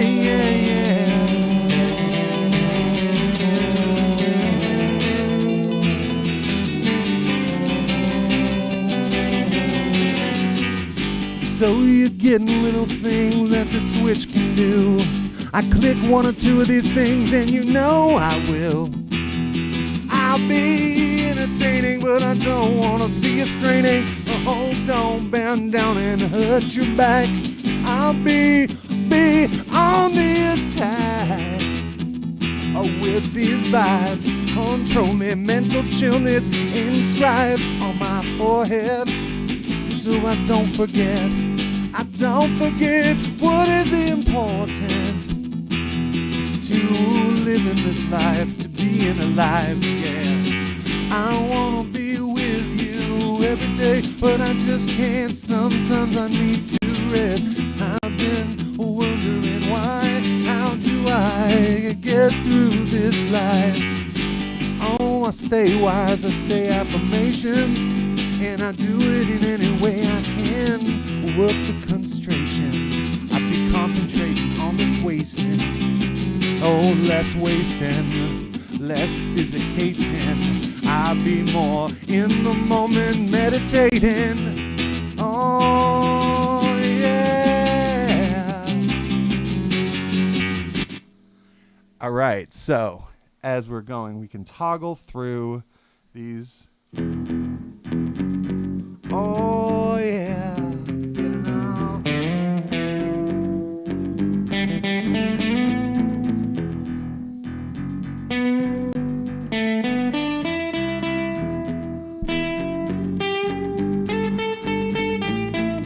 I don't know if you see what I'm doing there, but it's like, this is just the bass, then a little bit of guitar.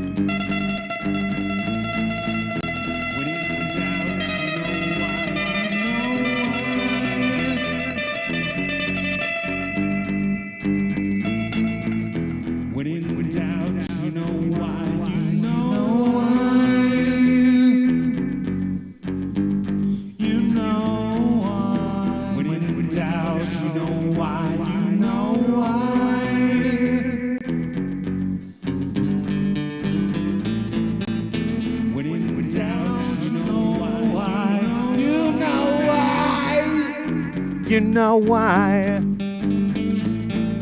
When in doubt, you know why? You know why? You know why? When in doubt, you know why? You know why? When in doubt, you know why? You know why?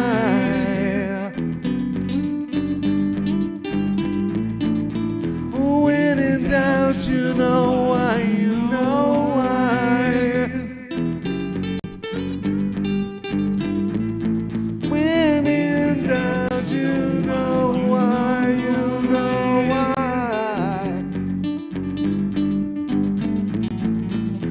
When in doubt, you know why? You know why?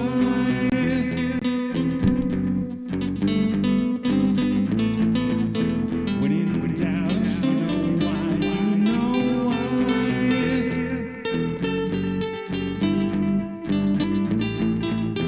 When in doubt, you know why? When in doubt, you know why?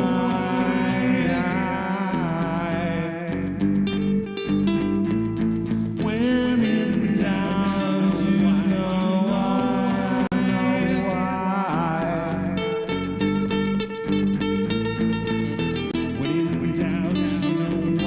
You know why?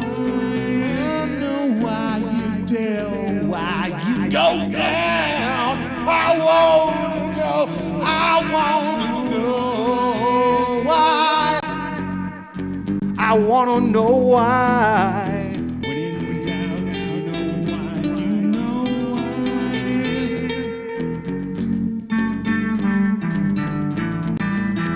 When in doubt, you know why? You know why?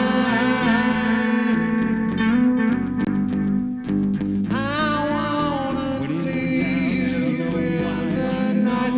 I wanna see you in the night. I want, I want, I want, I want, I want, I want, I want, I want, I want, I want, I want, do it no more. I won't do it no more. You know why? You know why?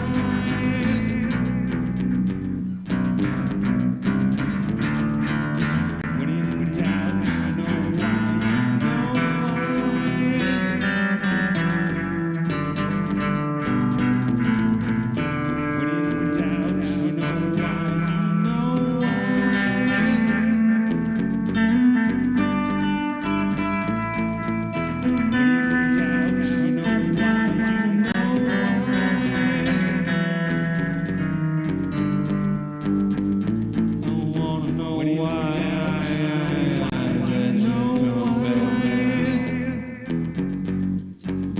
If you don't know, then I'll tell you something that you wish you would have known. I'll tell you something that you wish you would have grown. I'll tell you something that is not a lie.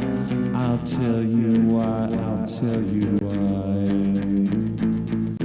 When in doubt, you know why. You know why.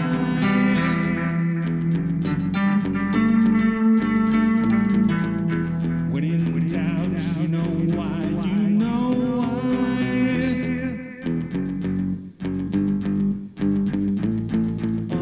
When in doubt, you know why. You know why.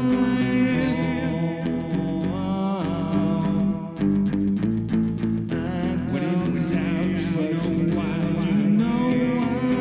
I don't see what you're doing to me. I'm looking back, but I don't wanna see. I'm looking back, but you don't wanna see. Don't wanna see. You know why. But if you don't know why, I'll tell you. Wise up, baby, don't you fret. I've never had such regret. I said, I never had such regret. 'Cause I'm knowing that I'm doing this the best I can. I said, know that I'm doing this the best I can. I know I'm doing this the best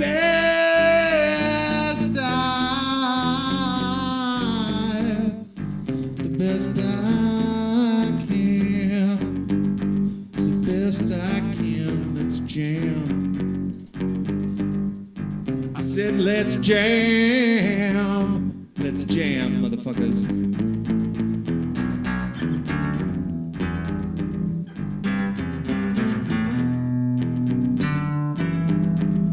Never do the right.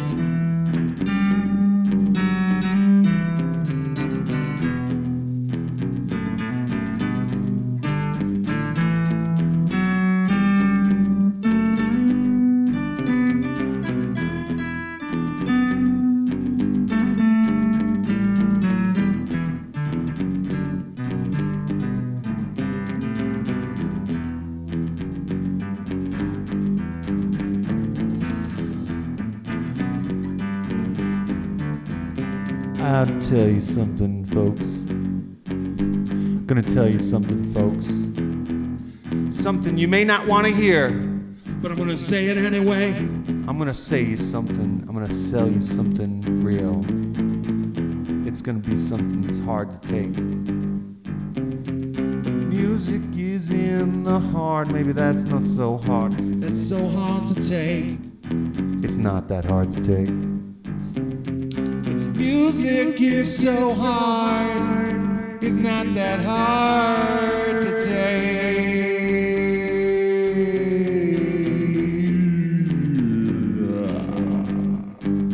I said music ain't that hard to take, I just need to take it. Sometimes you gotta go until you can break it. Break it down, break it through your rules. Breaking down Saturday night snacks. Saturday snack sessions by your obsession. Dan Victor, Ductape, Halo. I said, let's say duct tape with one T. Halo for you and me. I said duct tape, Halo. Duct tape with one T, Halo, Halo for me. Duct tape, Halo. Duct tape, Halo. Hey, what's up, Fiery Birdie? How you doing? Good to see you. I was just messing around with some fun effects. I got two different types of mics going on.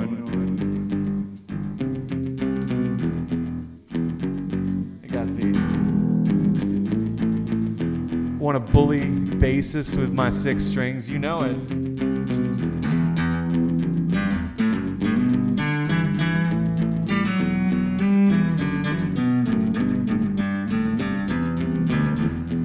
Yeah, I got that bass pedal.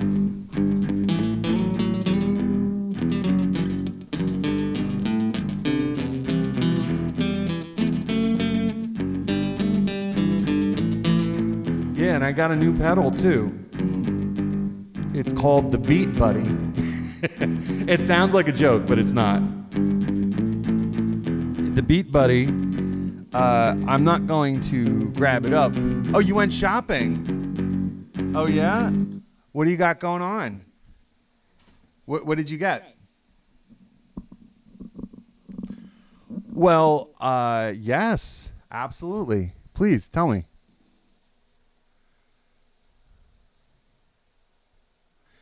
Tell me how much did it cost? Uh-oh. Did it break the bank? Oh my gosh.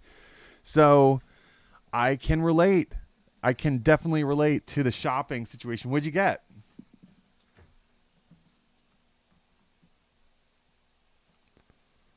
By the way, Fiery Birdie, you are amazing. I just want to say you got pants. Excellent. And shirts. Well, 'tis the season, right? Did you get some summer clothes? Was it for summertime? Wow. Well, it sounds like you did pretty good. Pants, shirts, shoes. Nope, nope. Just it was a special occasion, or was it the need to? Oh, you need. You made your wardrobe black. Excellent. I'm a fan of black. I am wearing all black today, as you can see on my shorts and my hat. That's great. It's cool to. Did you did were you excited? Was it an exciting trip? Did you go to a favorite store?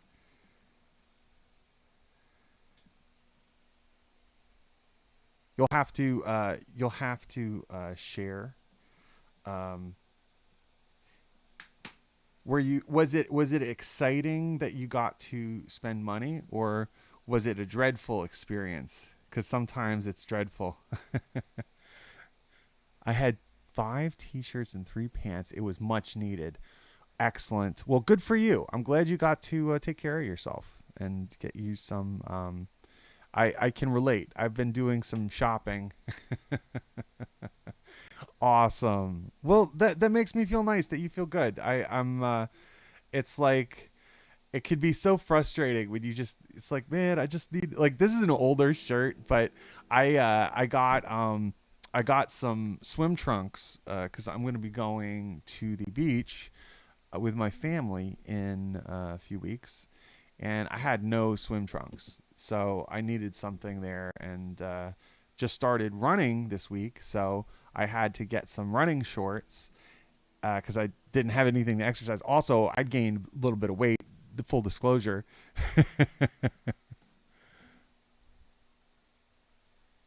Oh, I don't know. Black doesn't. Why would somebody say black doesn't look good on you? I'm sure it looks great on you.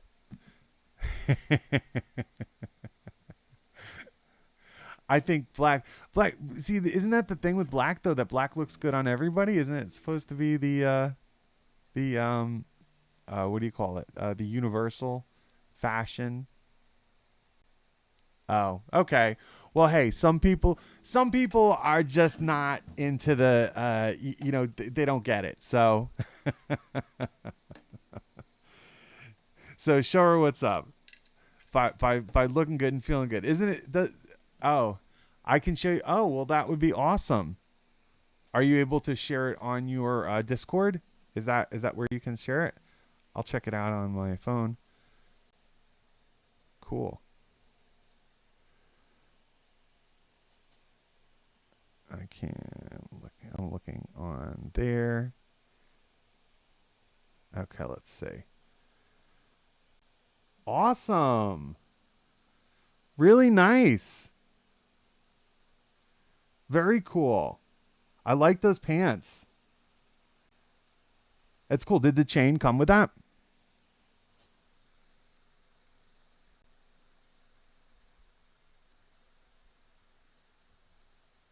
Yeah, cool.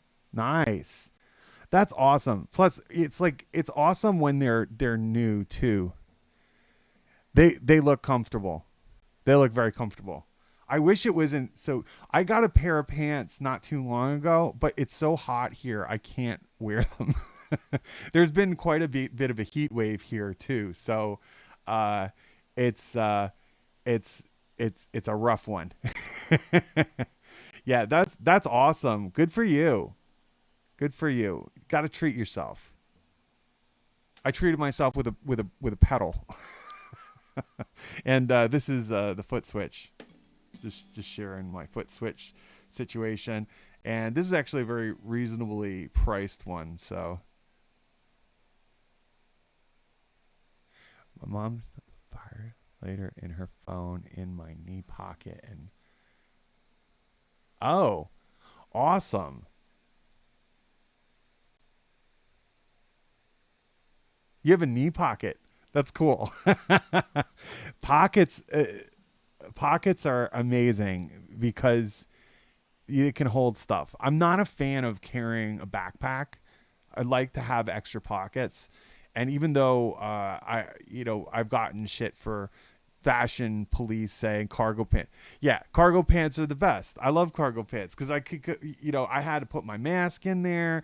I had to put my my headband or whatever, and then I have keys in a wallet, and and I just don't like carrying stuff. Lars Ehrlich. That's straight up great. Oh, okay. Oh, cool. Oh, sweet. So these are your. Oh, wow. Those are really pretty. I love those flowers. I like that pattern a lot. That's nice. That's so cool. Great vibes.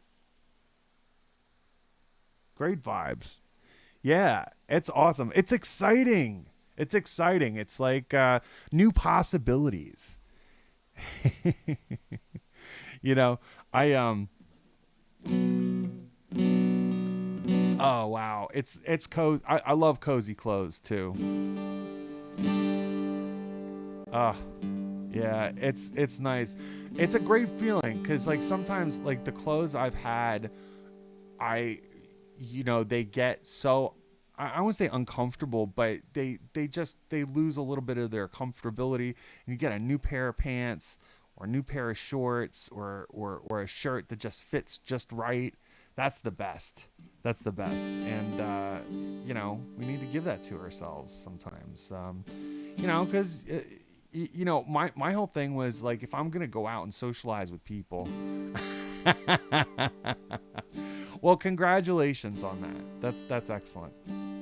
I am I have to say sometimes I have a shopping problem, but if cuz like I don't it's not over I would say like I don't think it's overspending, but it is saying, well, hey, I've got a few things in the bag. I've got a few things in the bag, and I have to think before I hit the purchase items. Yeah, and a skirt, two dresses, even oh my gosh, wow.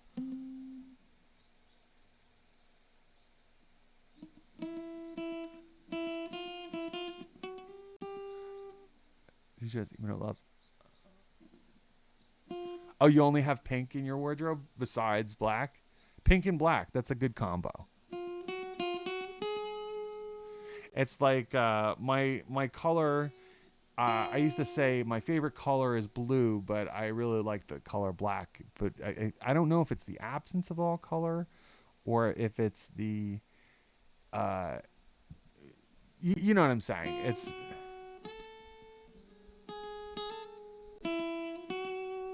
dark green, nice. I'm a fan of forest green, and I like sky blue and navy blue. That navy blue is sort of like my if I gotta put something on, I feel like navy blue looks good on me. But like I don't wear too many bright colors. I like the white. I like white clothes too, like a white shirt here and there.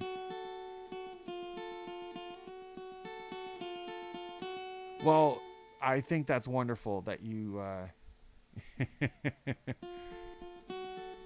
Yeah, because it's like you want your clothes to express uh, your personality and style, and sometimes it changes.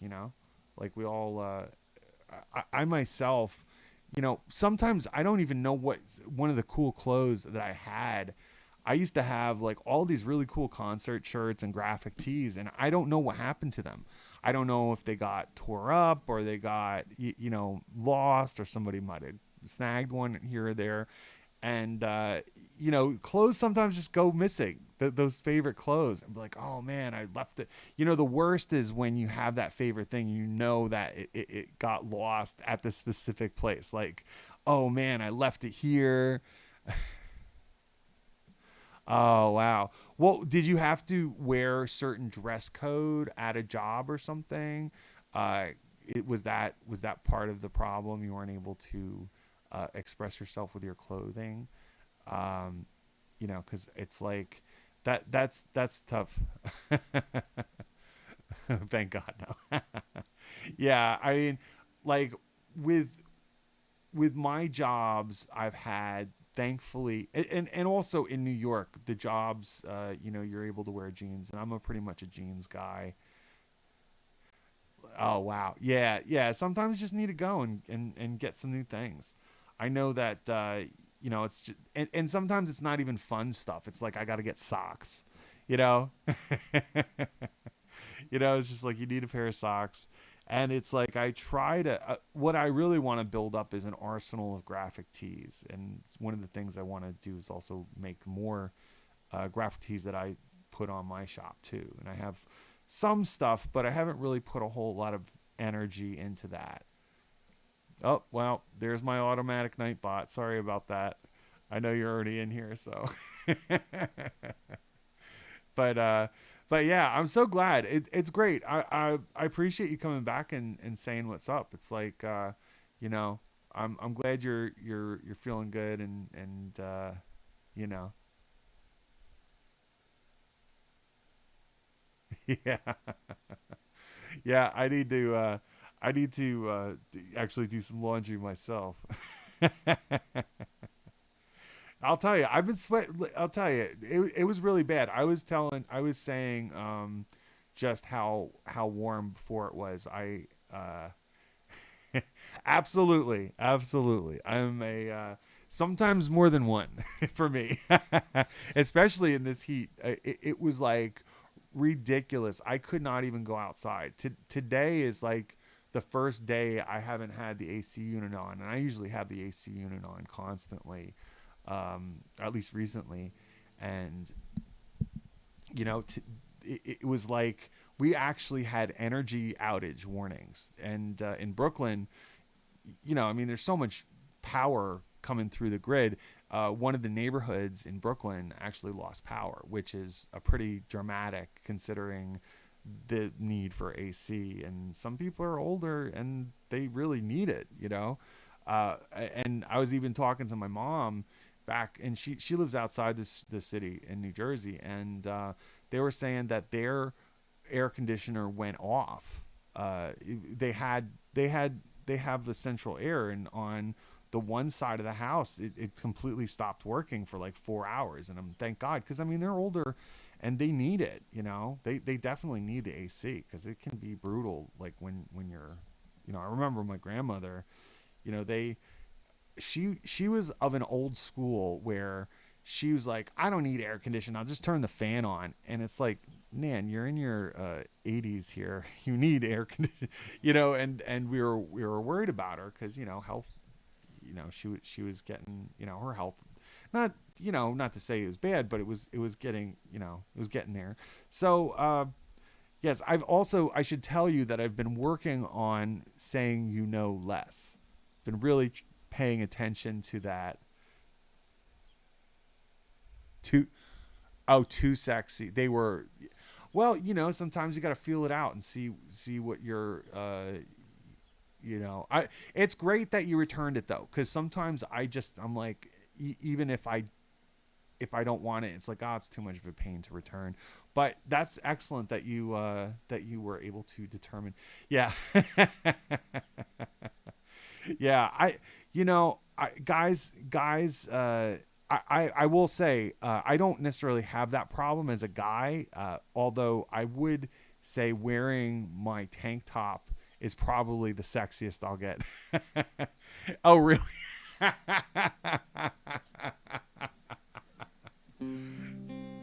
Yeah, I mean, probably not. I mean, what was it something that you went into a shop to get, or was it something that you ordered online, or through the mail?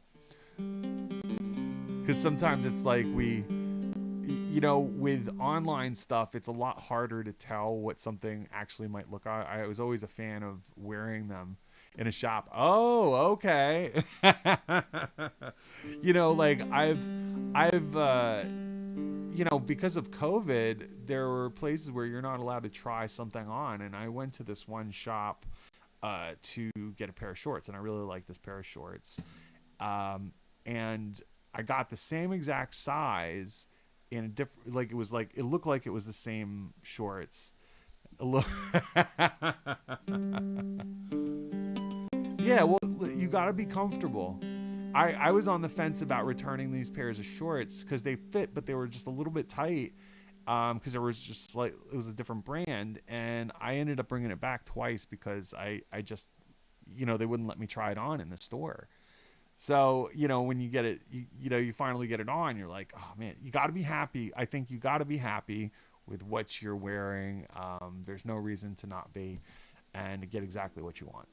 That's my feeling. It's, no matter what it is, whether it be clothes, whether it be your, and that's something I actually used to just deal with. I was, I would say, well, I got this pair of shoes. They're not the most comfortable, but, didn't need to show my two planets. Oh, oh, planets. Are is that a reference to something else, or is that a tattoo?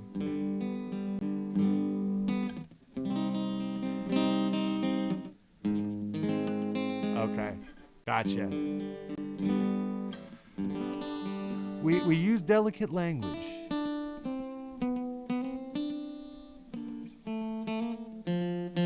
It's a reference. I understand. I think it's a wonderfully beautiful a reference.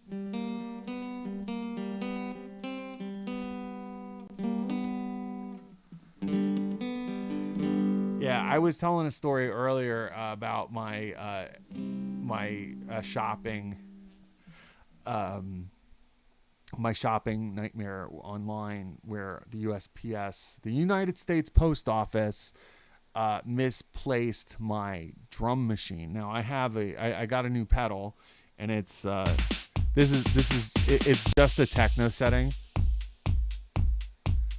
but it's different beats that you can have, and you can do different fills. Do I look like what the fuck is happening? Oh no, I understand. I get it. So that's my little drum machine. I have different styles, or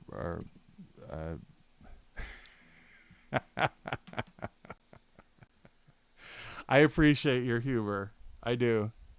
You have a great sense of humor, Fiery Birdie, and I am. It's good to be able to laugh. Uh, you're hearing washing machine.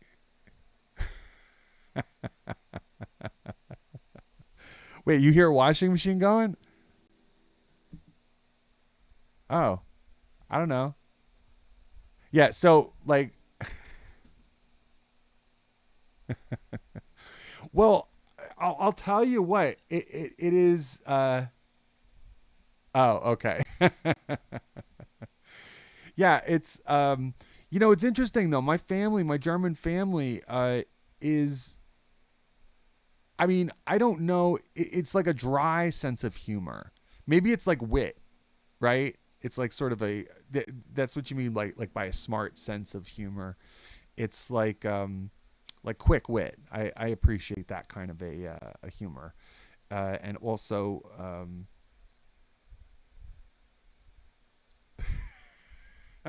oh, that's what that sounds. It's the techno. Yeah, yeah, that's the techno. Okay, I understand. I understand now. Yeah, I so anyway, I'm gonna plug this little guy in just so that I can switch it without having to bend over.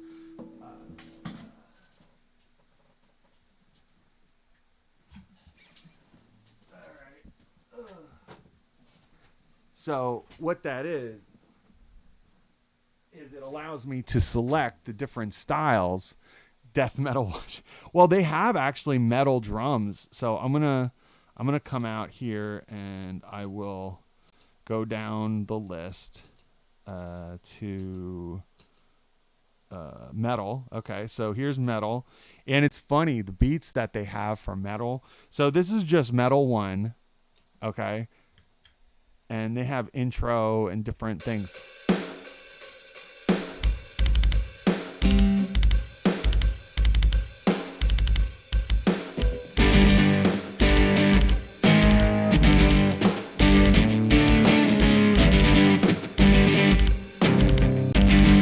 Then there's the transition.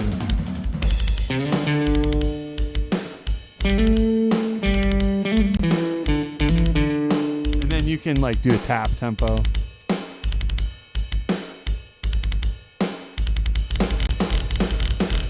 You go 300 beats per minute.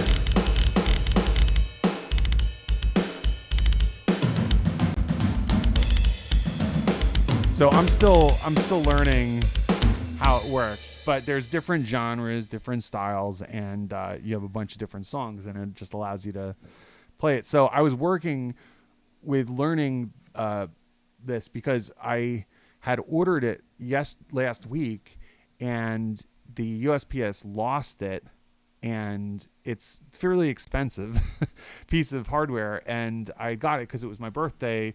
You remember I had my birthday a few weeks ago, so I ordered it because I had a gift certificate. And, I thought it would be really cool. It would kind of round out the one-man show. And I had to walk to the post office 2 different days because they were looking for it, and I had to call up the helpline. It was a real rigmarole. But because we had the heat wave going on, it really was another level. And I had said that I was not able to stream on last Wednesday because of that. So, anyhow, yeah, that was my thing. So, have you been doing any drawings, Fiery Birdie? How has that been going?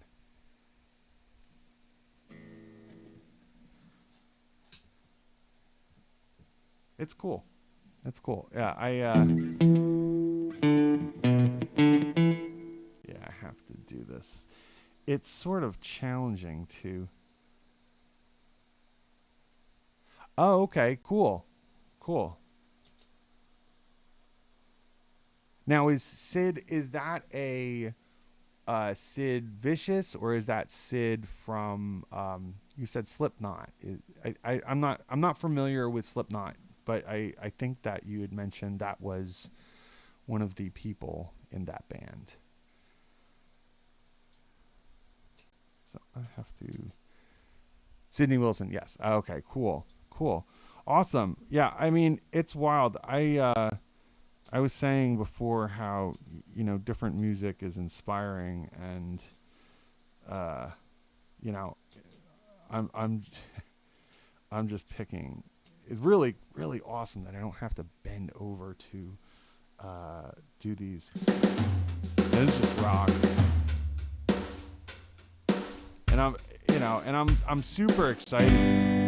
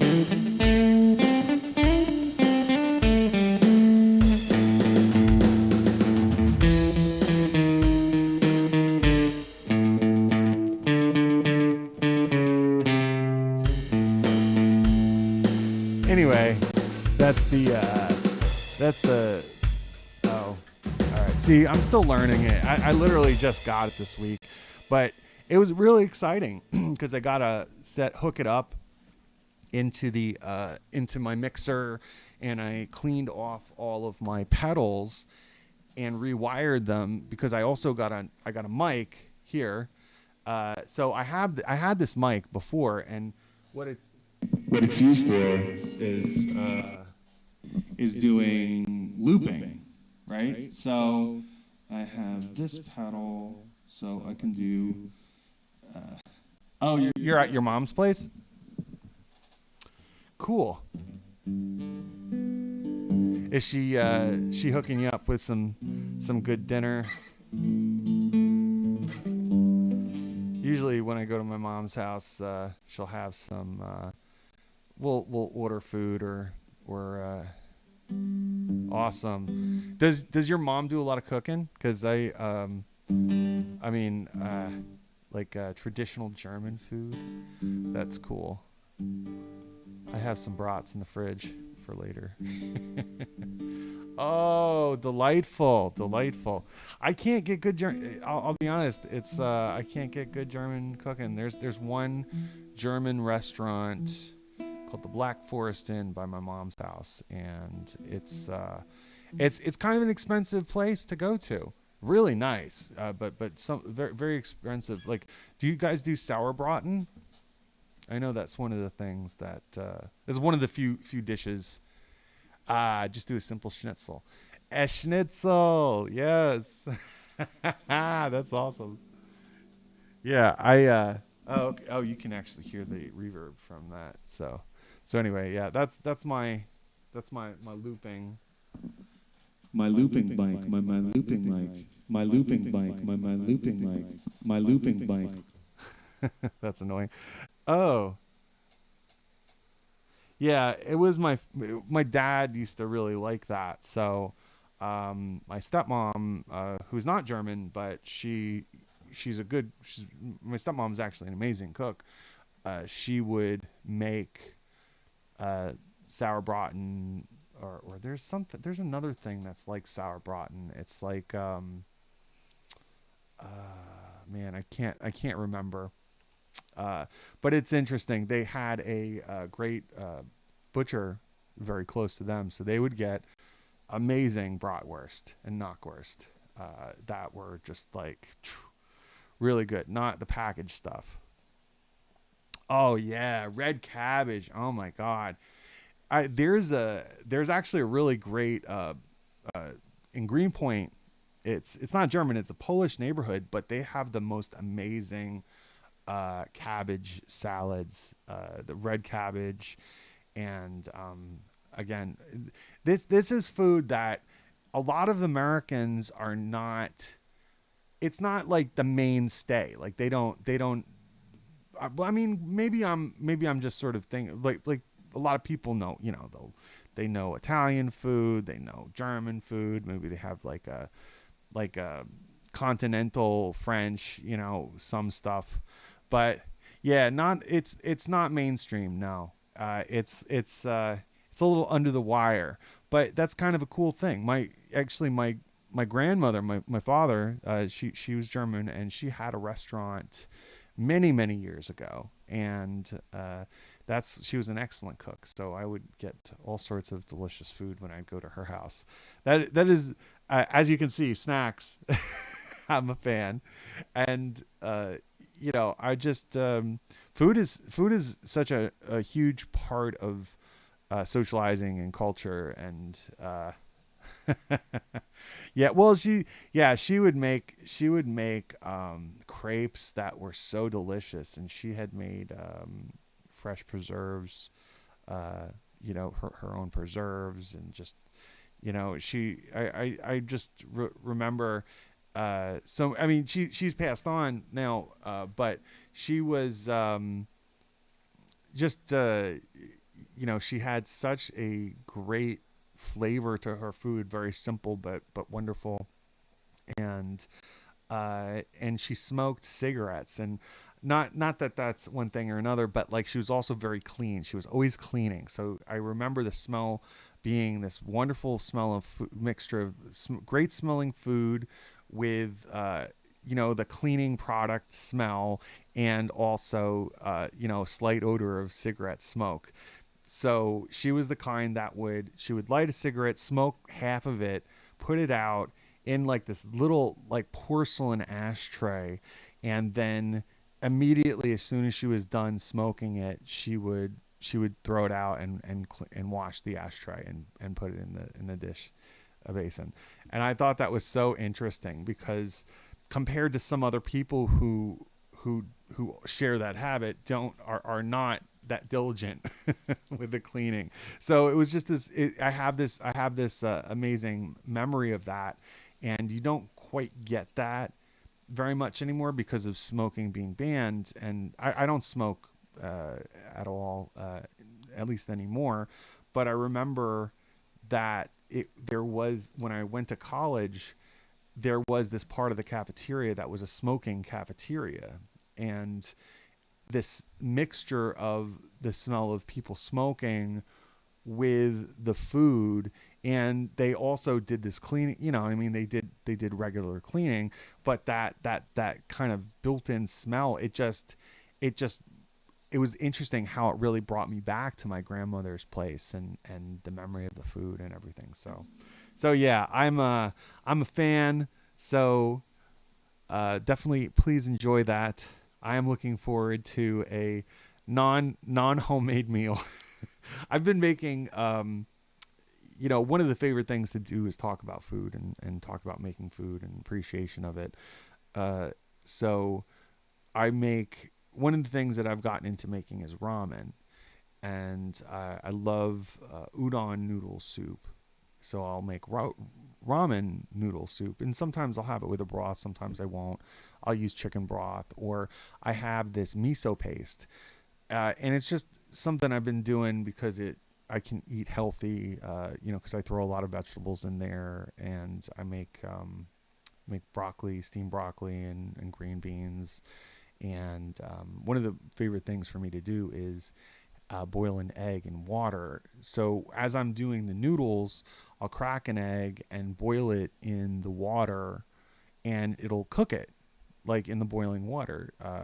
And it ends up being a really cool piece of, uh, kind of make the authentic meal. And then the ramen that I get, it's actually Korean ramen that's super spicy. So it has this red sauce, and I mix that all in, and it's just delicious. And it's super simple, but it takes a while to cut up the vegetables and make sure everything's clean. And I also do mushrooms, which is cool. And I just try to keep it simple so I can eat healthy, and also, do it regularly. So I'm still looking for meals that I can cook, so I can continue to cook meals and be excited about cooking. But it's just another thing in the mix. Do some food shopping. One of the things I also like to make is breakfast. So I do, very simple eggs, and I have some breakfast sausages that I have frozen. I usually save those, and but what I really love to do is add avocado, and adding avocado sort of makes me feel like I'm making a healthy choice. you know, so I'll do avocado toast in the morning with my coffee, and I have a cup of coffee every day to get the uh, the train moving, so to speak. I'm a big coffee drinker. Do you drink coffee?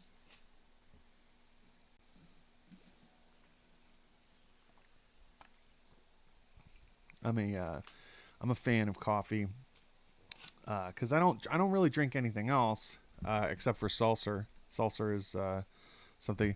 Never drank coffee. Do you drink tea? Is there a favorite beverage that you have?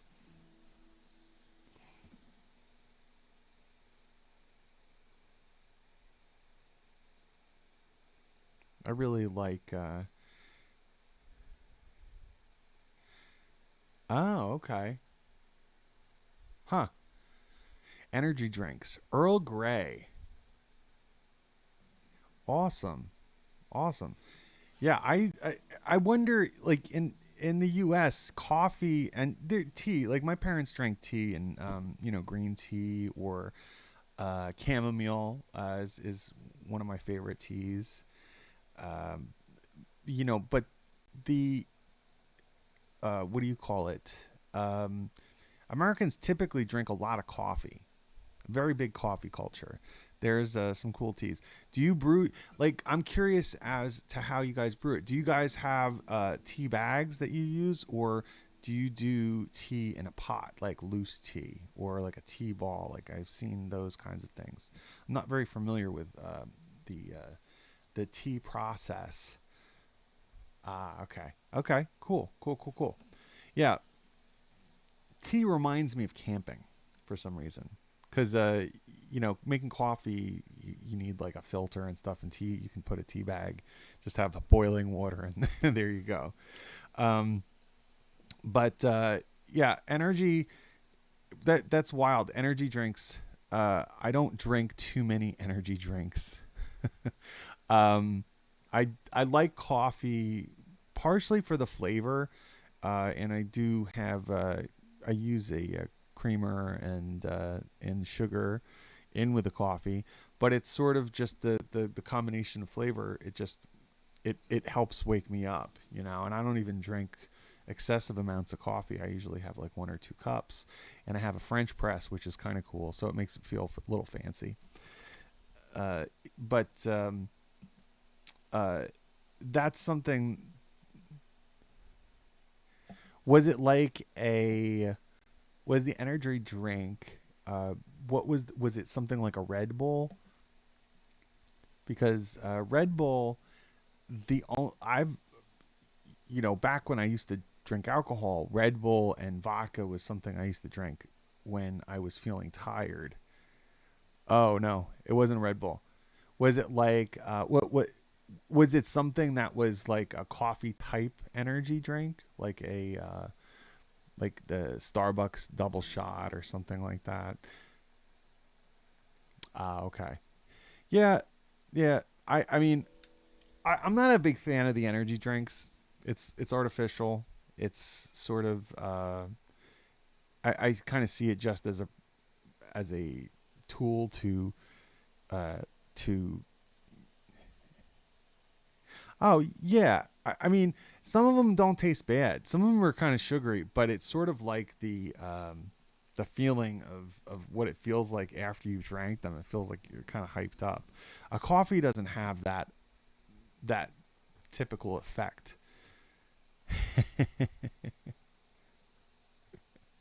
It feels a little, almost kind of feels a little toxic too. It's like, oh, the color. Sometimes the color can be really odd too. It's like some like neon green or whatnot. But you know, I yeah, I think they're interesting. Uh, what we used to drink back in the day was Jolt Cola. I saw something on that recently. Somebody was talking about that online. Jolt Cola. Did you ever have that Jolt Cola? I don't know if it even still exists anymore, but it was like a super caffeinated uh, soda pop.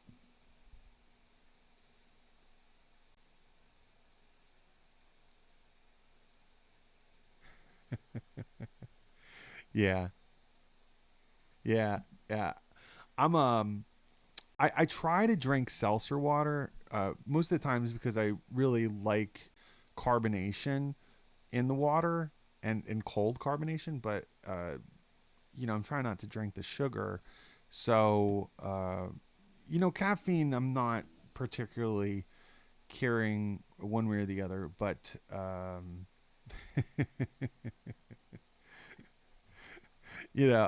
mean, but for some reason I just got really into the seltzer, and I figured, well, it's drinking water. I am drinking water, and I'm also it feels healthy. There are no calories, and if I'm not drinking water, I can. If it feels like a drink that I can have at a restaurant or bar or social event, and it is something other than just water, because water feels a little plain. And it's not so much that it's sweet; it's just that it's texture. I'm a big into texture for some reason. It's like I don't know how I got talking about drinks, but I digress. Let me play a song for you. I'm trying to think about a good one to play. Play a faster one for you. Let me play Amongst the Dead. Amongst the Dead to go with your new black wardrobe.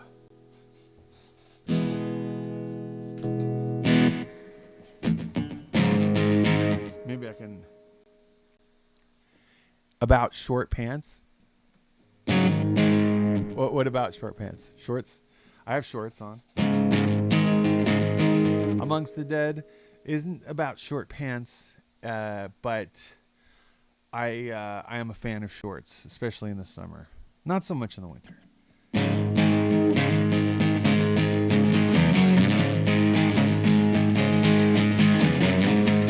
Got to wake up in the morning, tell me what to say. Go to work like a cowboy, come out and forget the rest. Living amongst the dead, take my chances. Call me with briefcase in hand. What's the difference? Living amongst the dead, you're alive but can't find your head, find your head. That's what you said. Yeah, it's about living around people who are living zombies. Try to reach out to someone, wanna feel the warmth of their breath. I try to connect to somebody I just don't see how they can. Living amongst the dead, I take my chances. Zombie with briefcase in hand, what's the difference? Living amongst the dead, you're alive but can't find your head, find your head. That's what you said.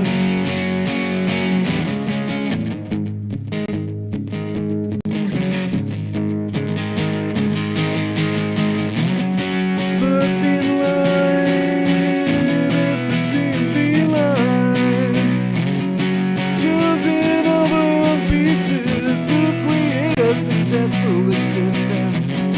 Wanting, choosing, neglecting, soothing. I like it too much, but where are the people that I love so much?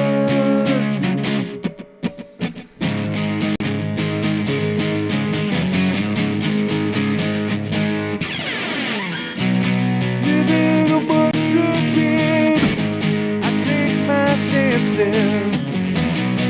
Zombie with briefcase in hand, what's the difference? Living amongst the dead, you're alive but can't find your head, find your head. That's what you said. That's what you said. That's what you said. Yeah. Okay, I was able to read that while I was playing. Almost faded for a sec because I was going to write down the song name.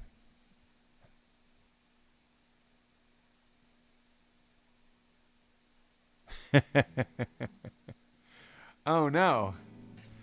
All right, let's the...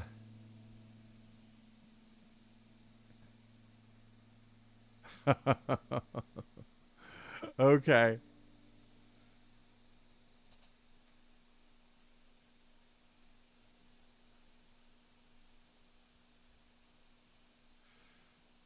Nice, nice, nice. Awesome. Cool, cool, cool. Brain is still recovering.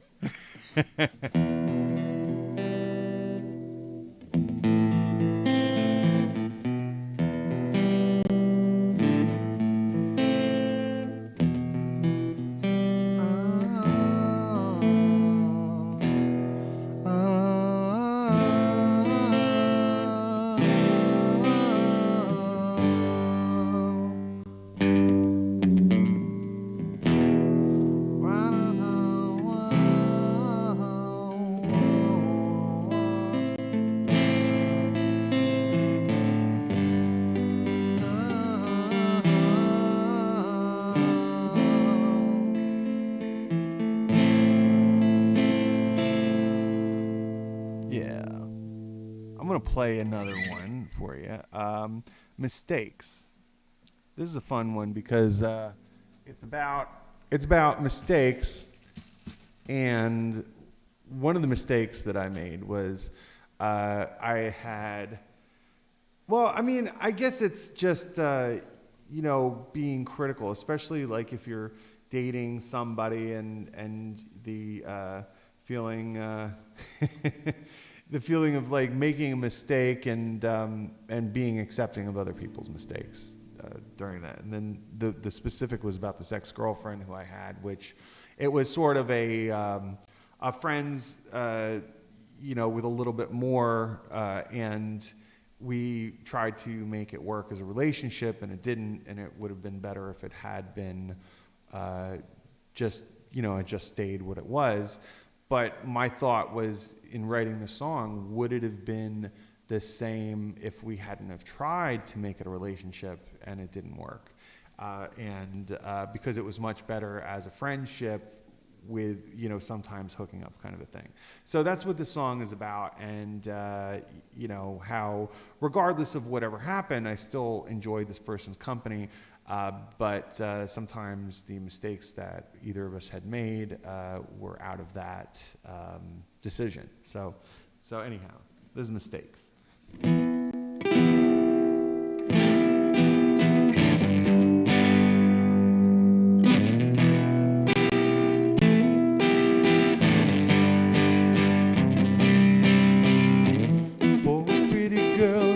Sacrifice my will upon the plans that I will devise. Blind wish for survival, the denial of which that will put me on trial. Anytime I try to get it nice, my timing is wrong, but intentions are right. Giving up and living in the end. Wish we could have stayed just a little more than friends. You just bottled it up. Then told us we were good. I give you mostly what you want. Then you told me it isn't enough.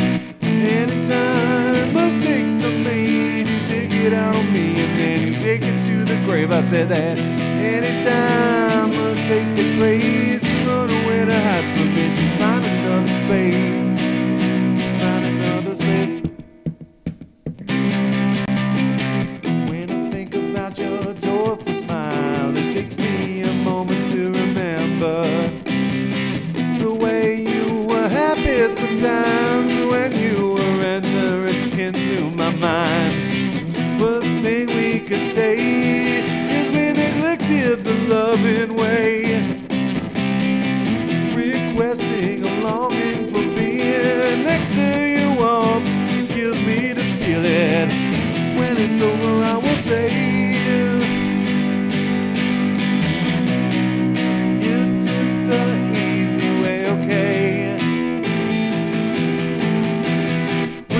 to the things you know. Just remember, it's never your fault. Anytime mistakes are made, you take it out on me and then you take it to the grave. I said that anytime mistakes take place, you run away to hide from it. You find another space. Anytime mistakes are made, anytime mistakes are made, anytime mistakes are made, anytime mistakes take place, anytime mistakes take place, anytime mistakes are, anytime mistakes are made, you take it out on me and then you take it to the grave. I say that anytime mistakes take place, you run away to hide from it. You find another space. Run away to hide from it. You find another place. Run away to hide from it. You find another space. Run away, run away, run away, run away, run away, run away, run away. You got no place to hide.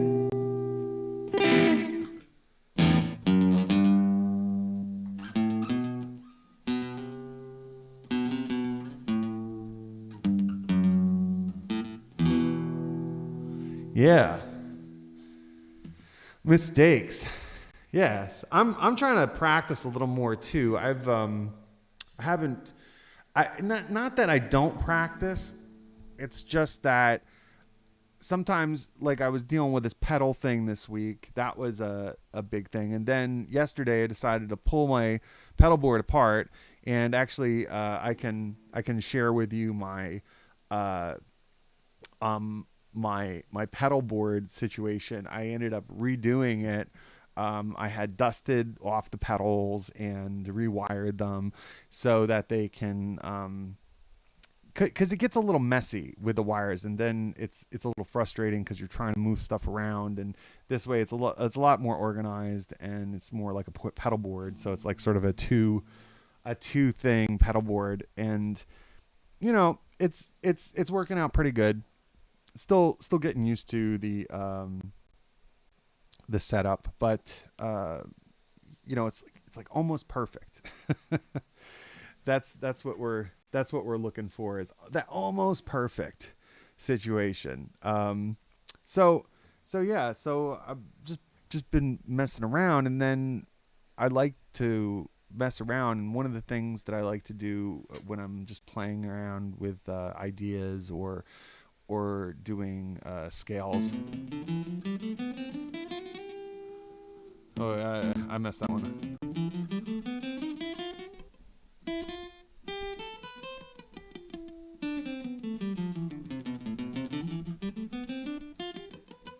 Ooh, man, feeling a little rough on my scales, to be honest with you. Uh, yeah.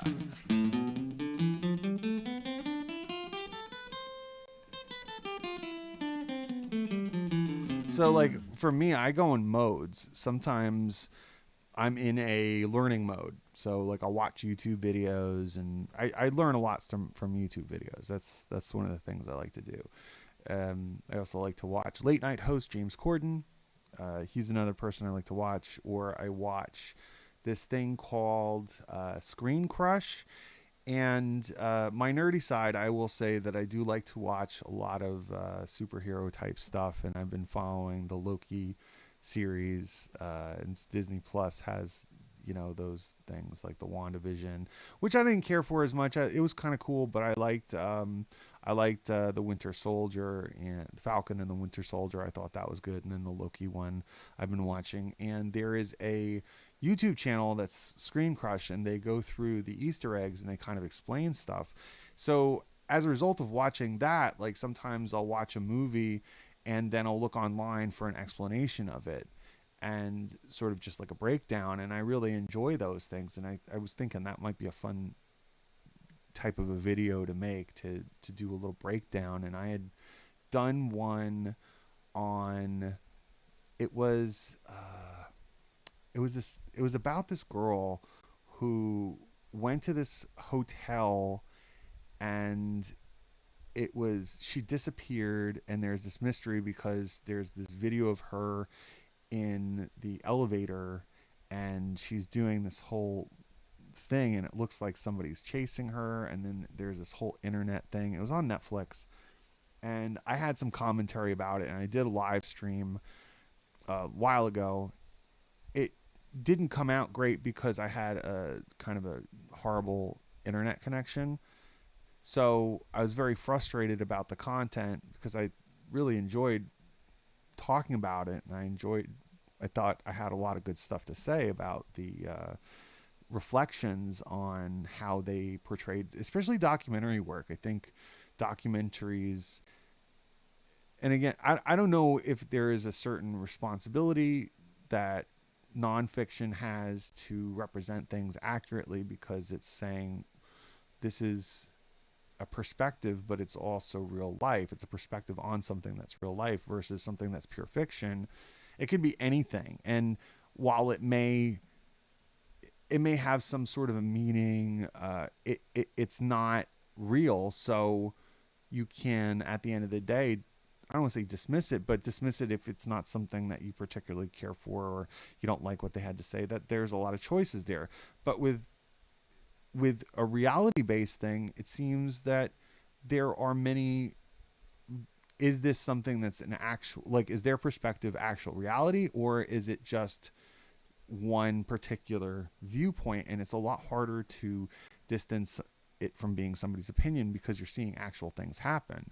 You know, these are people talking, these are interviews, these are footage, and depending on how somebody puts that together, it can represent something or misrepresent something. And one of the things that happened was this guy, he was a, so one of the speculations online was that this person had been, this hotel had a reputation for people dying. It was like kind of like a murder hotel or something, and it was loosely based. The one season of American Horror Story, the hotel was loosely based on this hotel in L.A. And this one, he was like a metal dude from Mexico, and he wore very goth kind of a guy, had wore like white face paint, and just a musician, and he was at the hotel. And the thing was, he wasn't even at the hotel at the same time this girl disappeared. Actually, there was a year difference, but somehow the internet was doing some internet sleuthing, and it was irresponsible, but they ended up doing some you know trying to implicate this person, which ended up having an effect on this person and their mental well-being. And I had a real issue with that. These people who are like, and I learned the term social justice warrior, which these people, I believe, were being, in which they were saying, well, we're taking it up in our own hands. This person's not being brought to justice. This person was found dead. Okay. And then the person was actually found dead. That was the other thing. And they were found after a period of time of this disappearance in this water tank above the hotel. And I had this whole thing, and I guess I'm talking about it now, but the the whole thing was, I really enjoyed being able to commentate on this because I felt, and it got a, not, there was no trending, but I felt like people who are paying attention to certain things because there is it's something just came out, or it offers an opportunity to share a perspective and an opinion about popular culture and media and how it represents one thing or another. And one thing I can speak about is mental illness or addiction, or um, as a musician or an artist. Those are things that I can speak to, and I can uh, give give an opinion on. I can reflect back on that. Again, like, I speak from my perspective, not someone else's, and it's my impression of what this does. And I think stating that it's an opinion, not fact, is important. um, there are certain news sources that state opinions as facts, and I have an issue with that because I think there's journalistic integrity that needs to be had. So anyhow, I think something like a Netflix show, when it comes out, which this one did, and it was like one of the top 10 things at the time, and they interview the guy who was the metal guy that the internet was hating on because of this. And it was like, I felt really bad for the guy because he's like, yeah, it really sent me into a depression. I did nothing wrong, yet because of this internet sleuthing, they thought this guy, because he had some videos that were, some metal videos, and it was really sad because this guy's like, I haven't been able to play music. It sent me into a deep, dark place. And there was nothing I could do about it because all the stuff, all the media and music that I put up, just was getting a lot of hate stuff. And this guy had not, they found after the fact that this guy had nothing to do with this disappearance of this girl.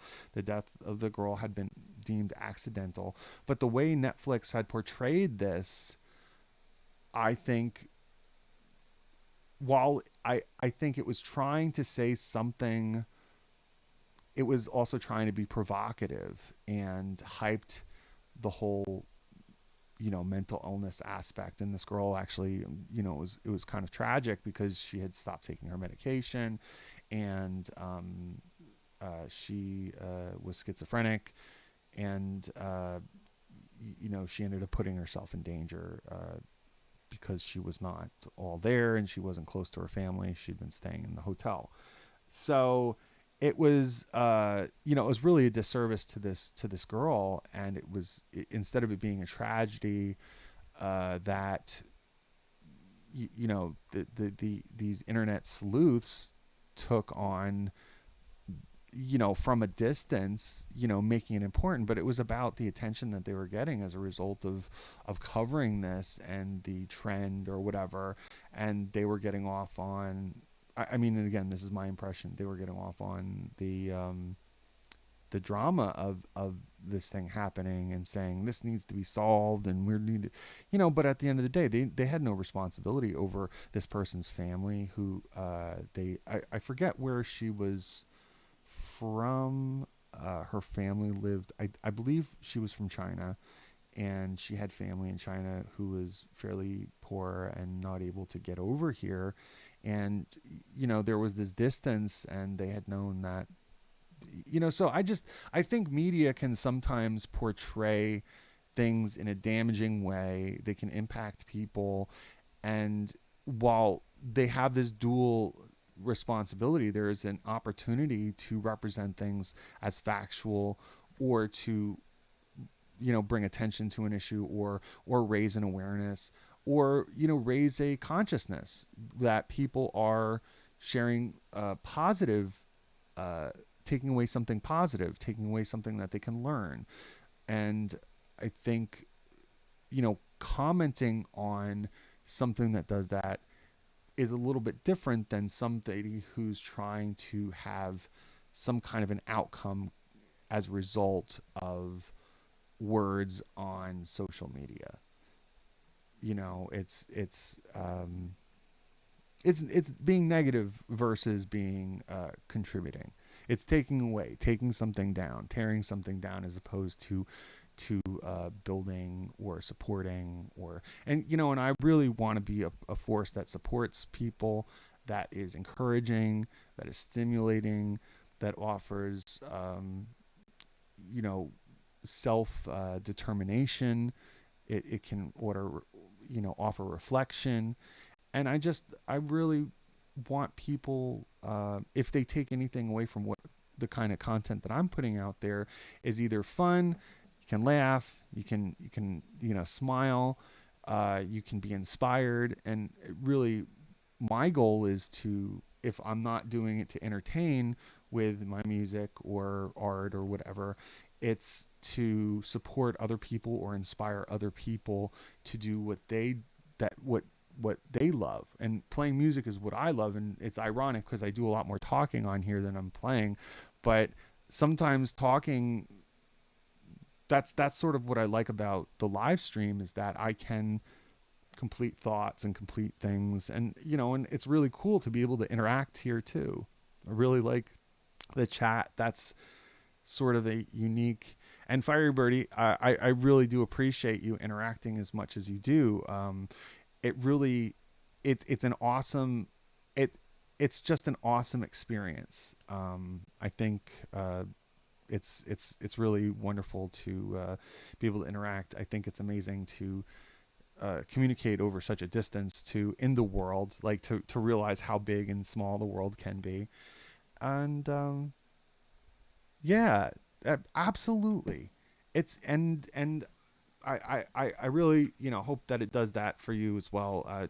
To be nurturing and to be just have some fun. I mean, I'll tell you, you make me laugh a lot, and that is the one thing that I can never have enough of. I need to be able to have my mood, be light. Sometimes I get kind of heavy,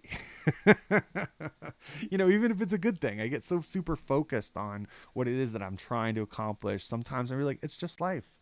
It's just life. Doesn't need to be super intense. It's just got to be, you know. Well, mission accomplished. Mission accomplished. Yeah, I was thinking too about the when I was playing and you were just saying stuff and I wasn't able to play. It was like I sometimes I have to like actively not look at the chat sometimes when I'm playing. I kind of have to just be focused. I well listen, it's not me okay, maybe I do but I do like to laugh. So if I'm finding it funny, then that's a good thing. Maybe it's just you know, not everybody's sense of humor is. I probably appreciate your sense of humor, and that kind of a thing. The Jim Root video. Okay. The Jim Root. Tell me it's not saying I know. I've been good though, right? I've been good. I haven't been. I haven't been. I've been very conscious to to not say it. Oh man. Thank you. Because it's like uh okay, you have a okay guitar guy. Thanks for commenting. What kind of a question do you have? I'm a guitar guy too. I'm happy to answer any questions, any thoughts.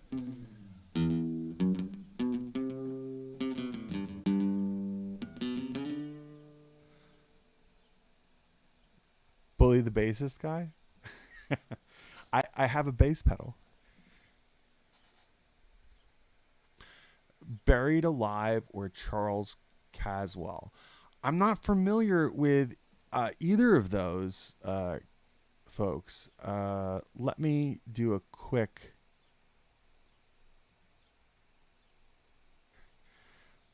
Oh well, I'm a bass player too, though. Who is Charles Caswell? Oh, it's a guitar player for Buried Alive. Um, well, I haven't heard that. I am copying it into the other side here so I can make sure to check that out. Looking here. Oh, cool. I just really quickly looked here and seen uh I'm looking at some really cool artwork. I just looking at the images because I'm not going to listen to it right here, but I have to say the artwork's badass, and looks like he's got 8 string guitar or something. Really wild. I'll have to listen to him. Is it what kind of music is it? Fruit puns. Nice. Blood orange. I see this. Grape digger. Nice. I have to say I really like the artwork.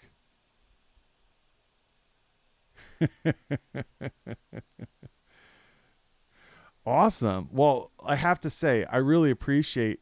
Oh wow. I'm looking at this one picture of this guy's guitar and the neck is amazing. It's the most beautiful guitar. Like it has some really great graphic art. Whoever does their art, it just oh, buried alive like berries. Oh, I get it. Awesome. I'll have to check it out. Thank you for mentioning it. Uh, I always will.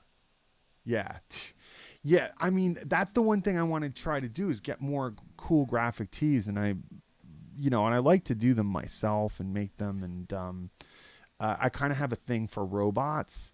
I think robots are really cool, and one of the things I had was Robot Heart, and that was sort of a drawing about, uh, how robots offer human emotions. I mean, this is super cool. I have to admit, this is cooler than me, and I see that there's a girl who's a bass player, and a guy. So I just see the two. Uh,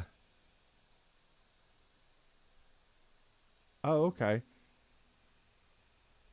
Cross dressing. Is Corey?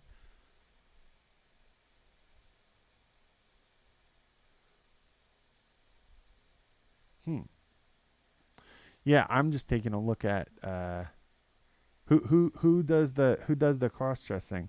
Oh, it's just a wife and a husband making music.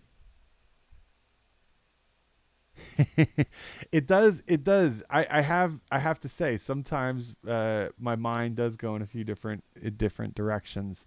I have to say that's really cool, husband and wife duo that make music.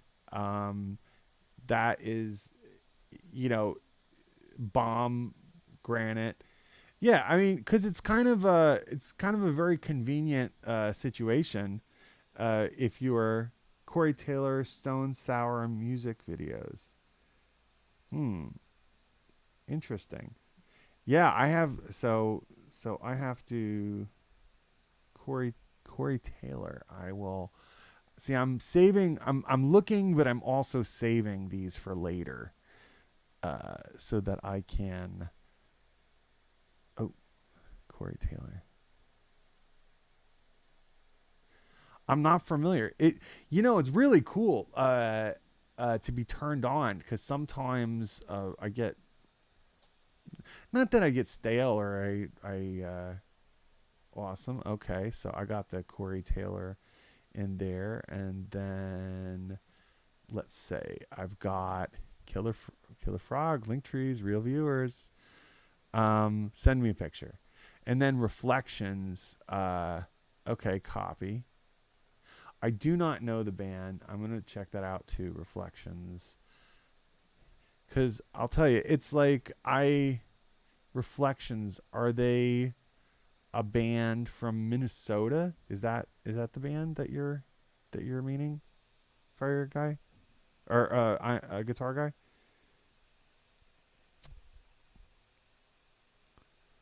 Yes, I will love a picture. I will check it out. Yeah, I'm Oh, okay, I see. The tutu. Very very special. Very special, and he leaves no all of the details. Attention to detail. That's what I'll say. The the whole outfit. I dig it. I dig it. Especially with the whole tattoos. It's like a Emma House. The lingerie. Yeah, I mean, I I was just thinking I don't have enough new music, and I mean that could be a kind of a new thing to do. Many uh favorite new artists or favorite old artists. Hey, it's good to be comfortable in your own skin, right? I certainly I mean, I'll tell you what. I feel comfortable for the most for you know for fair amount. I figure if it's comfortable, it's got that's all that matters. I think sometimes I'll be honest. If it's really hot, I don't have a problem not wearing a shirt. But I try to also not be inappropriate. So that's more my thing is it's a setting. If it's on stage, that's anything goes as far as I'm concerned. I mean, within reason. But most anything goes on stage, and I think if you're going to dress up, I mean, it is a performance. You know, that's why you're doing it. You get to do these things that you can't do in normal life, and I have to say, it depends on the music too. What is the music like? I don't know if you're ever a fan of Guar, but yeah, yes. Uh, Marilyn Manson, again, like Marilyn Manson, I I had not that I was it was ever because he was ever shocking or anything to me.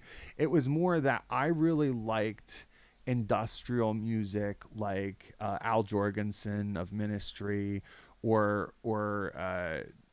Nine Inch Nails, Trent Reznor. I really like those. Like that. Like for instance, Ministry. The Mind is a Terrible Thing to Taste is like one of my favorite albums by them, and it was amazing. And it felt like somebody like Rob Zombie kind of embraced what that was. Yeah, yeah. I'm a fan of Nine Inch Nails, especially Pretty Hate Machine. That album really hit me at a time. I was younger. I was in high school, and that's when I listen to a lot of heavier music, and I still do to a certain extent. I like listening to Anthrax every once in a while, or even like listening to Iron Maiden for me feels more like classic rock than listening to something heavy nowadays. But yeah, Anthrax, like what do you call it? Among the Living, that album, and State of Euphoria, those two albums were probably my favorite. And I mean, and I like that particular singer. So, but the thing I liked about Ministry was it took some of that like Anthrax type metal and thrash type stuff, and it kind of mixed it with something that was more like beats driven, like kind of like techno, but not. And I thought it was very cool because you could kind of dance to it, you could kind of thrash to it, and it had heavy guitars, and I really liked that. But it sequenced it and sampled it, and that's sort of why I liked Nine Inch Nails too, because it did that, but it didn't, but it kept it aggressive, and it had a wild thing. But the visual imagery of a band like Anthrax or like Sepultura is another good one, or Slayer. They kind of had a certain vibe on stage, and a look, and what they were about, and that's why I think Marilyn Manson kind of really really borrowed a lot of stuff from many other artists, and became big as a result of that stuff. But where I feel like even Nine Inch Nails and Trent Reznor kind of borrowed from stuff like Skinny Puppy, and they, like I think the industrial music thing is something that I really dug, especially at a certain time in my life. I used to go to a lot of underground clubs, and talking about the BDSM stuff, I would go to these private uh, industrial DJ nights, and it would be wild. It would be a wild club. Like there would be people that were being tied, professionally tied up, and it was part of an exhibition, amongst the dancing and stuff, and it was really a wild club. I mean, it was definitely. It was a private club that would only be open like once a month to the public, and you pay a fee to go in, and it was a true experience. But like everybody be dressed up, everybody have spikes on, everybody have leather. It was sort of an event, and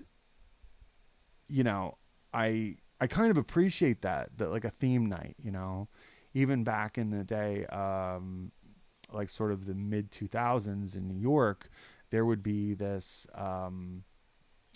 clubs that it was sort of it was dancey indie rock, pop indie rock stuff, but the scene was dressing in all neon colors, and going out and wearing makeup, and it definitely a party 80s party vibe kind of a thing, but it was just this energy of being someplace with other people and then seeing pictures and it just being raw and real, and I really like that energy. It's also the same thing of like, the glam era of David Bowie and just how these things borrow from one another, and the way in which they borrow it is like a true I think it's a balance of an homage and a derivative, but also seeking to do something original. So you're taking something that is is not just copying and pasting. I think that that's like when you're writing something. If you're writing an article or you're writing a paper or you're writing poetry or whatever it is, if you're appreciating someone, it's one thing to appreciate them and derive something of yourself, and but there's people who, and maybe it's not intentional, maybe it is. It seems like a direct carbon copy, and it's like saying this song is exactly the same song that of this other song. There's very little difference. You just changed a few things around, and I think that's great for exploratory purposes. But when creating something like, for instance, I have a song called Auto Limiter. It's I think a truly original riff. There's the bass player, the jealous bass player.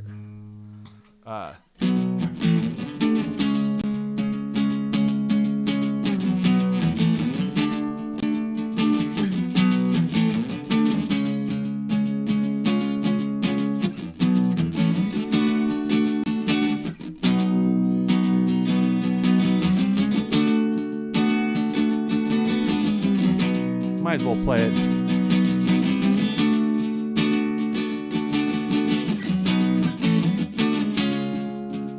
Auto limiter down to the second.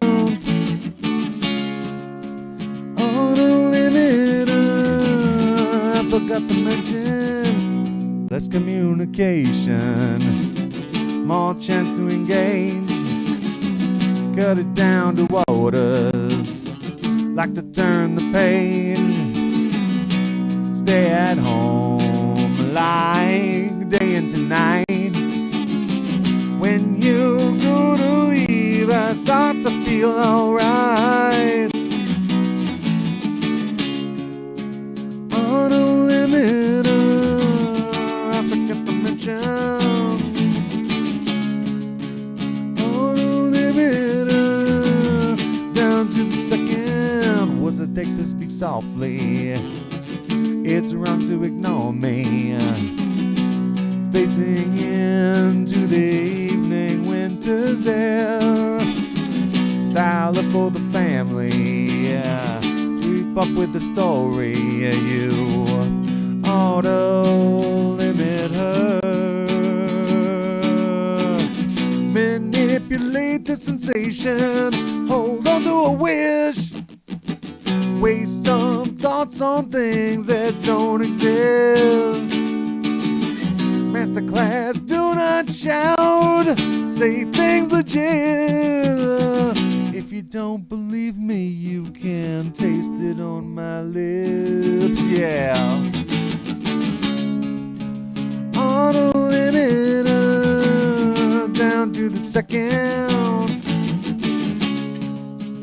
Auto limiter, I forgot to mention, yeah.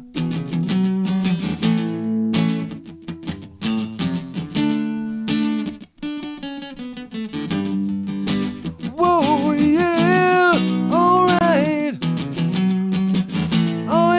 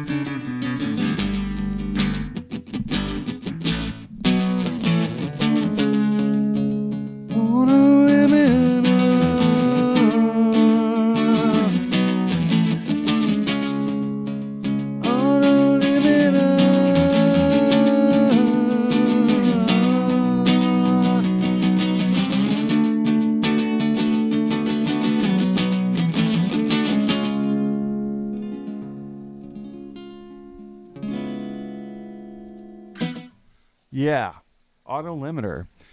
Now, just to throw it back into the mix about taking something, an influence from something versus copying something. That's something that I mean, well, lyrically and concept wise, it has a lot of things going on in there, but it's also a little bit of wordplay. Auto limiter, you ought to limit her. It's a double meaning, and it's also with that double meaning having an intention, using it as a device to uh, express a certain type of a thing. Auto limiter is something that is common. It's a limiter, and there's an automation on that limiter. Something that speaks to making something easy, so or thought out ahead of time, or having a decision made ahead of time. Something that allows you to do other things while that thing is taken care of. Auto limiter talks about having boundaries and establishing those boundaries and being responsible. There's a little bit of a an attitude towards it, but that's also part of the song. It's not meant to be negative or anything like that. It's just about you know knowing your own limitations, right? Knowing your own limitations, whether that be of your own self or with other people. I think that's the simplest way to put it. But yeah, it's like sometimes we spend too much time with people. Sometimes we overindulge in one thing or another, and that can be that can be people too. Now, to say that that's a copy of a song would probably be a stretch. I don't think that that's copying somebody else's material, but I'd say that you can probably derive a lot of note many influences that I've had.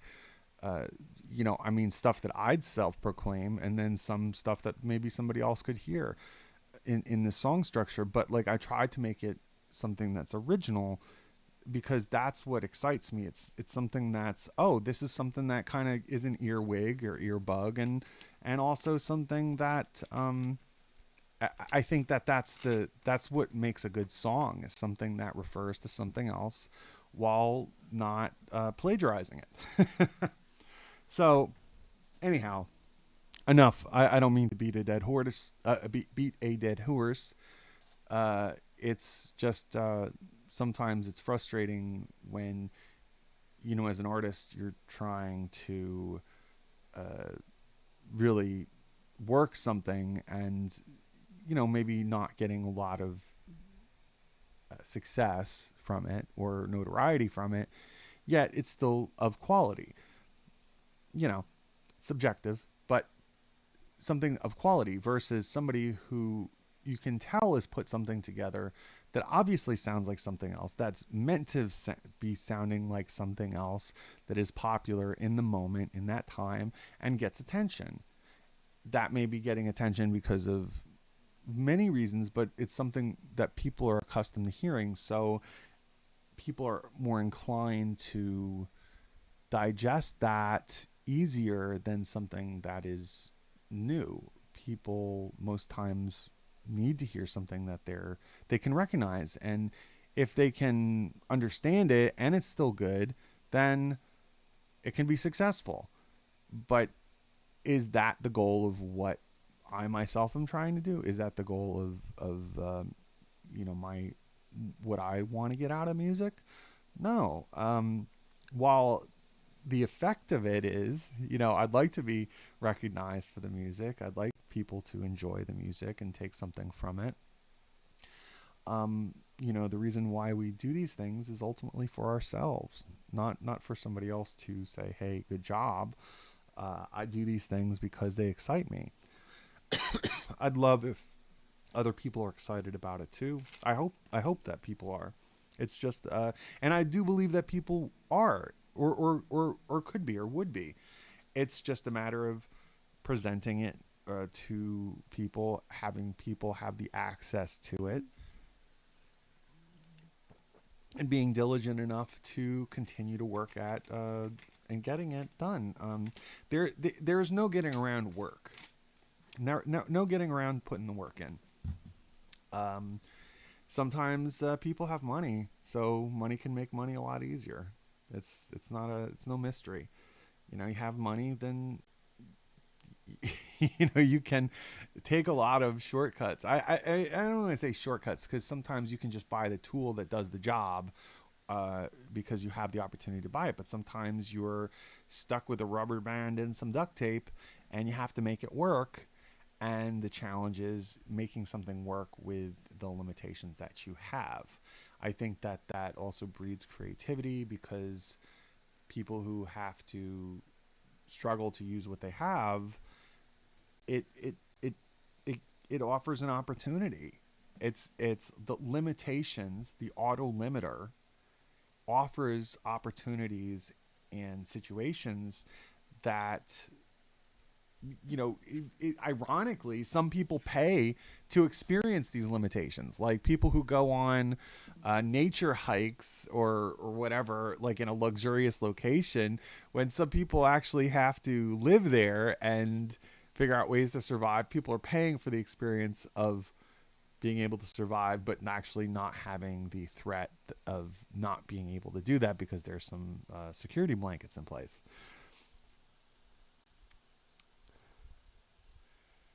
You know your life is good when you watch a Metallica documentary on Netflix. Oh wow, is there a Metallica documentary on Netflix?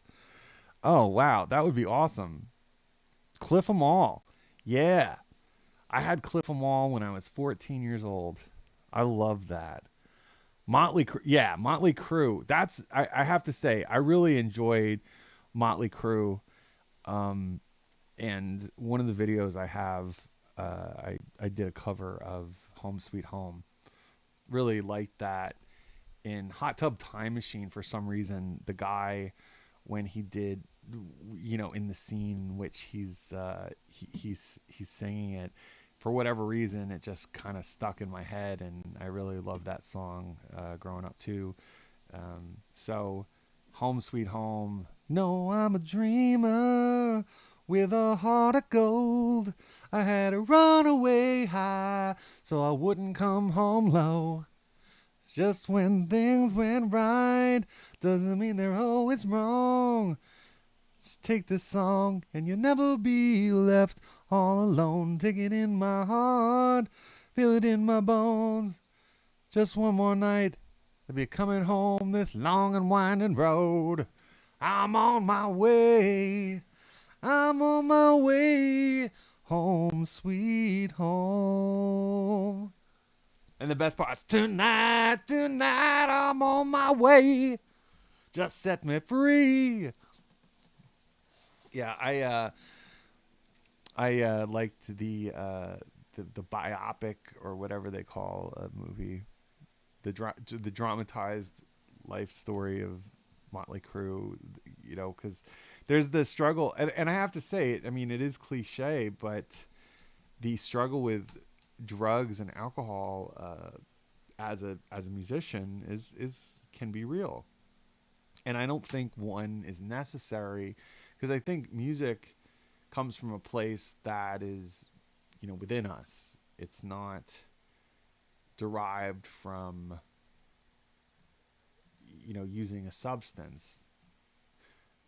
Some people who struggle, some people who are artists, happen to struggle with substance situations, and as a result, I don't think people make better music because they're doing drugs. I absolutely think the opposite. It inhibits the process and inhibits the creative flow. It's something that is an illusion, but it is part of the imagery that people think of when you think of rock and roll.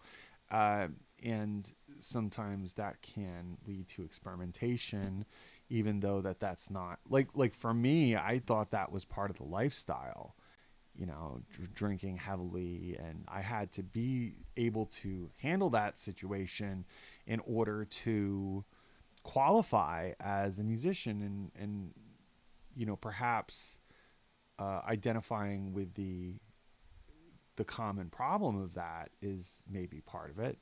I don't know.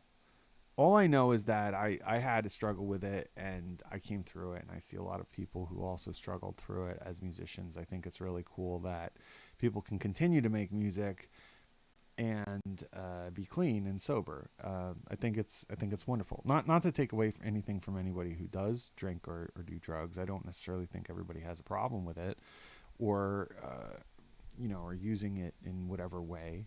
Sometimes people need a certain thing. I don't know what it is, but that's not for me to determine. For me to determine is myself. I just recognize that a lot of these things. There's the scandal, the sex, the drugs, the rock and roll. Yeah, I was watching this thing on Kiss too. Kiss, where they wrote the song "I Want to Rock and Roll All Night, Party Every Day," was not meaning to party with drugs. Paul Stanley and Gene Simmons were talking about it, and Gene Simmons had said that this was not an anthem to drugs. It was definitely sex and definitely rock and roll, but not to drugs. It really just, rock and roll is a beautiful feeling. Rocking out. It's just being able to turn the volume up and hear the distortion and bang your head. You know what I mean? Like, that's rock and roll. And maybe I'd like to think that rock and roll and party every day is we get to celebrate life every day, and we get to be on top of the world. So, wow, time really flies today, and I think I am going to wrap it up because I'm going on 4 hours. Wow, can't believe that. Pretty wild. I intend to go on for just a little while, and then so maybe play one last song, and let's do Step High, just because. Let me try to see if I have something.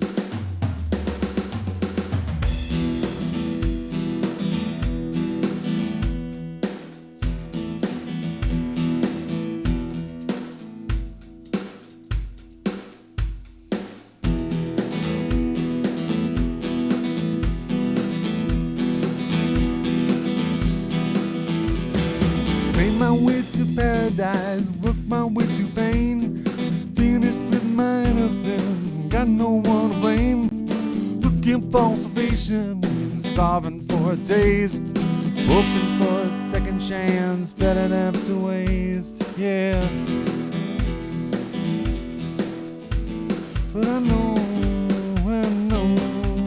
it's not too late, no matter what they say. I think that it's me, set me free. Step high, step high. Begging for forgiveness, talking to the wall. Tell my family back in Jersey that I'm waiting for a call. Mysteries surrounds him, inspirations waiting then. Found my voice among the ashes of a vicious bloody end. Yeah. But I know it's not too late.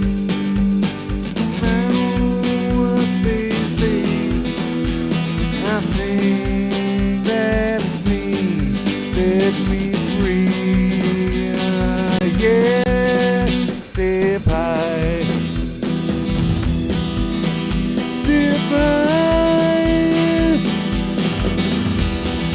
This is what I want, step high. This is what I need, step high. Here comes down, step high.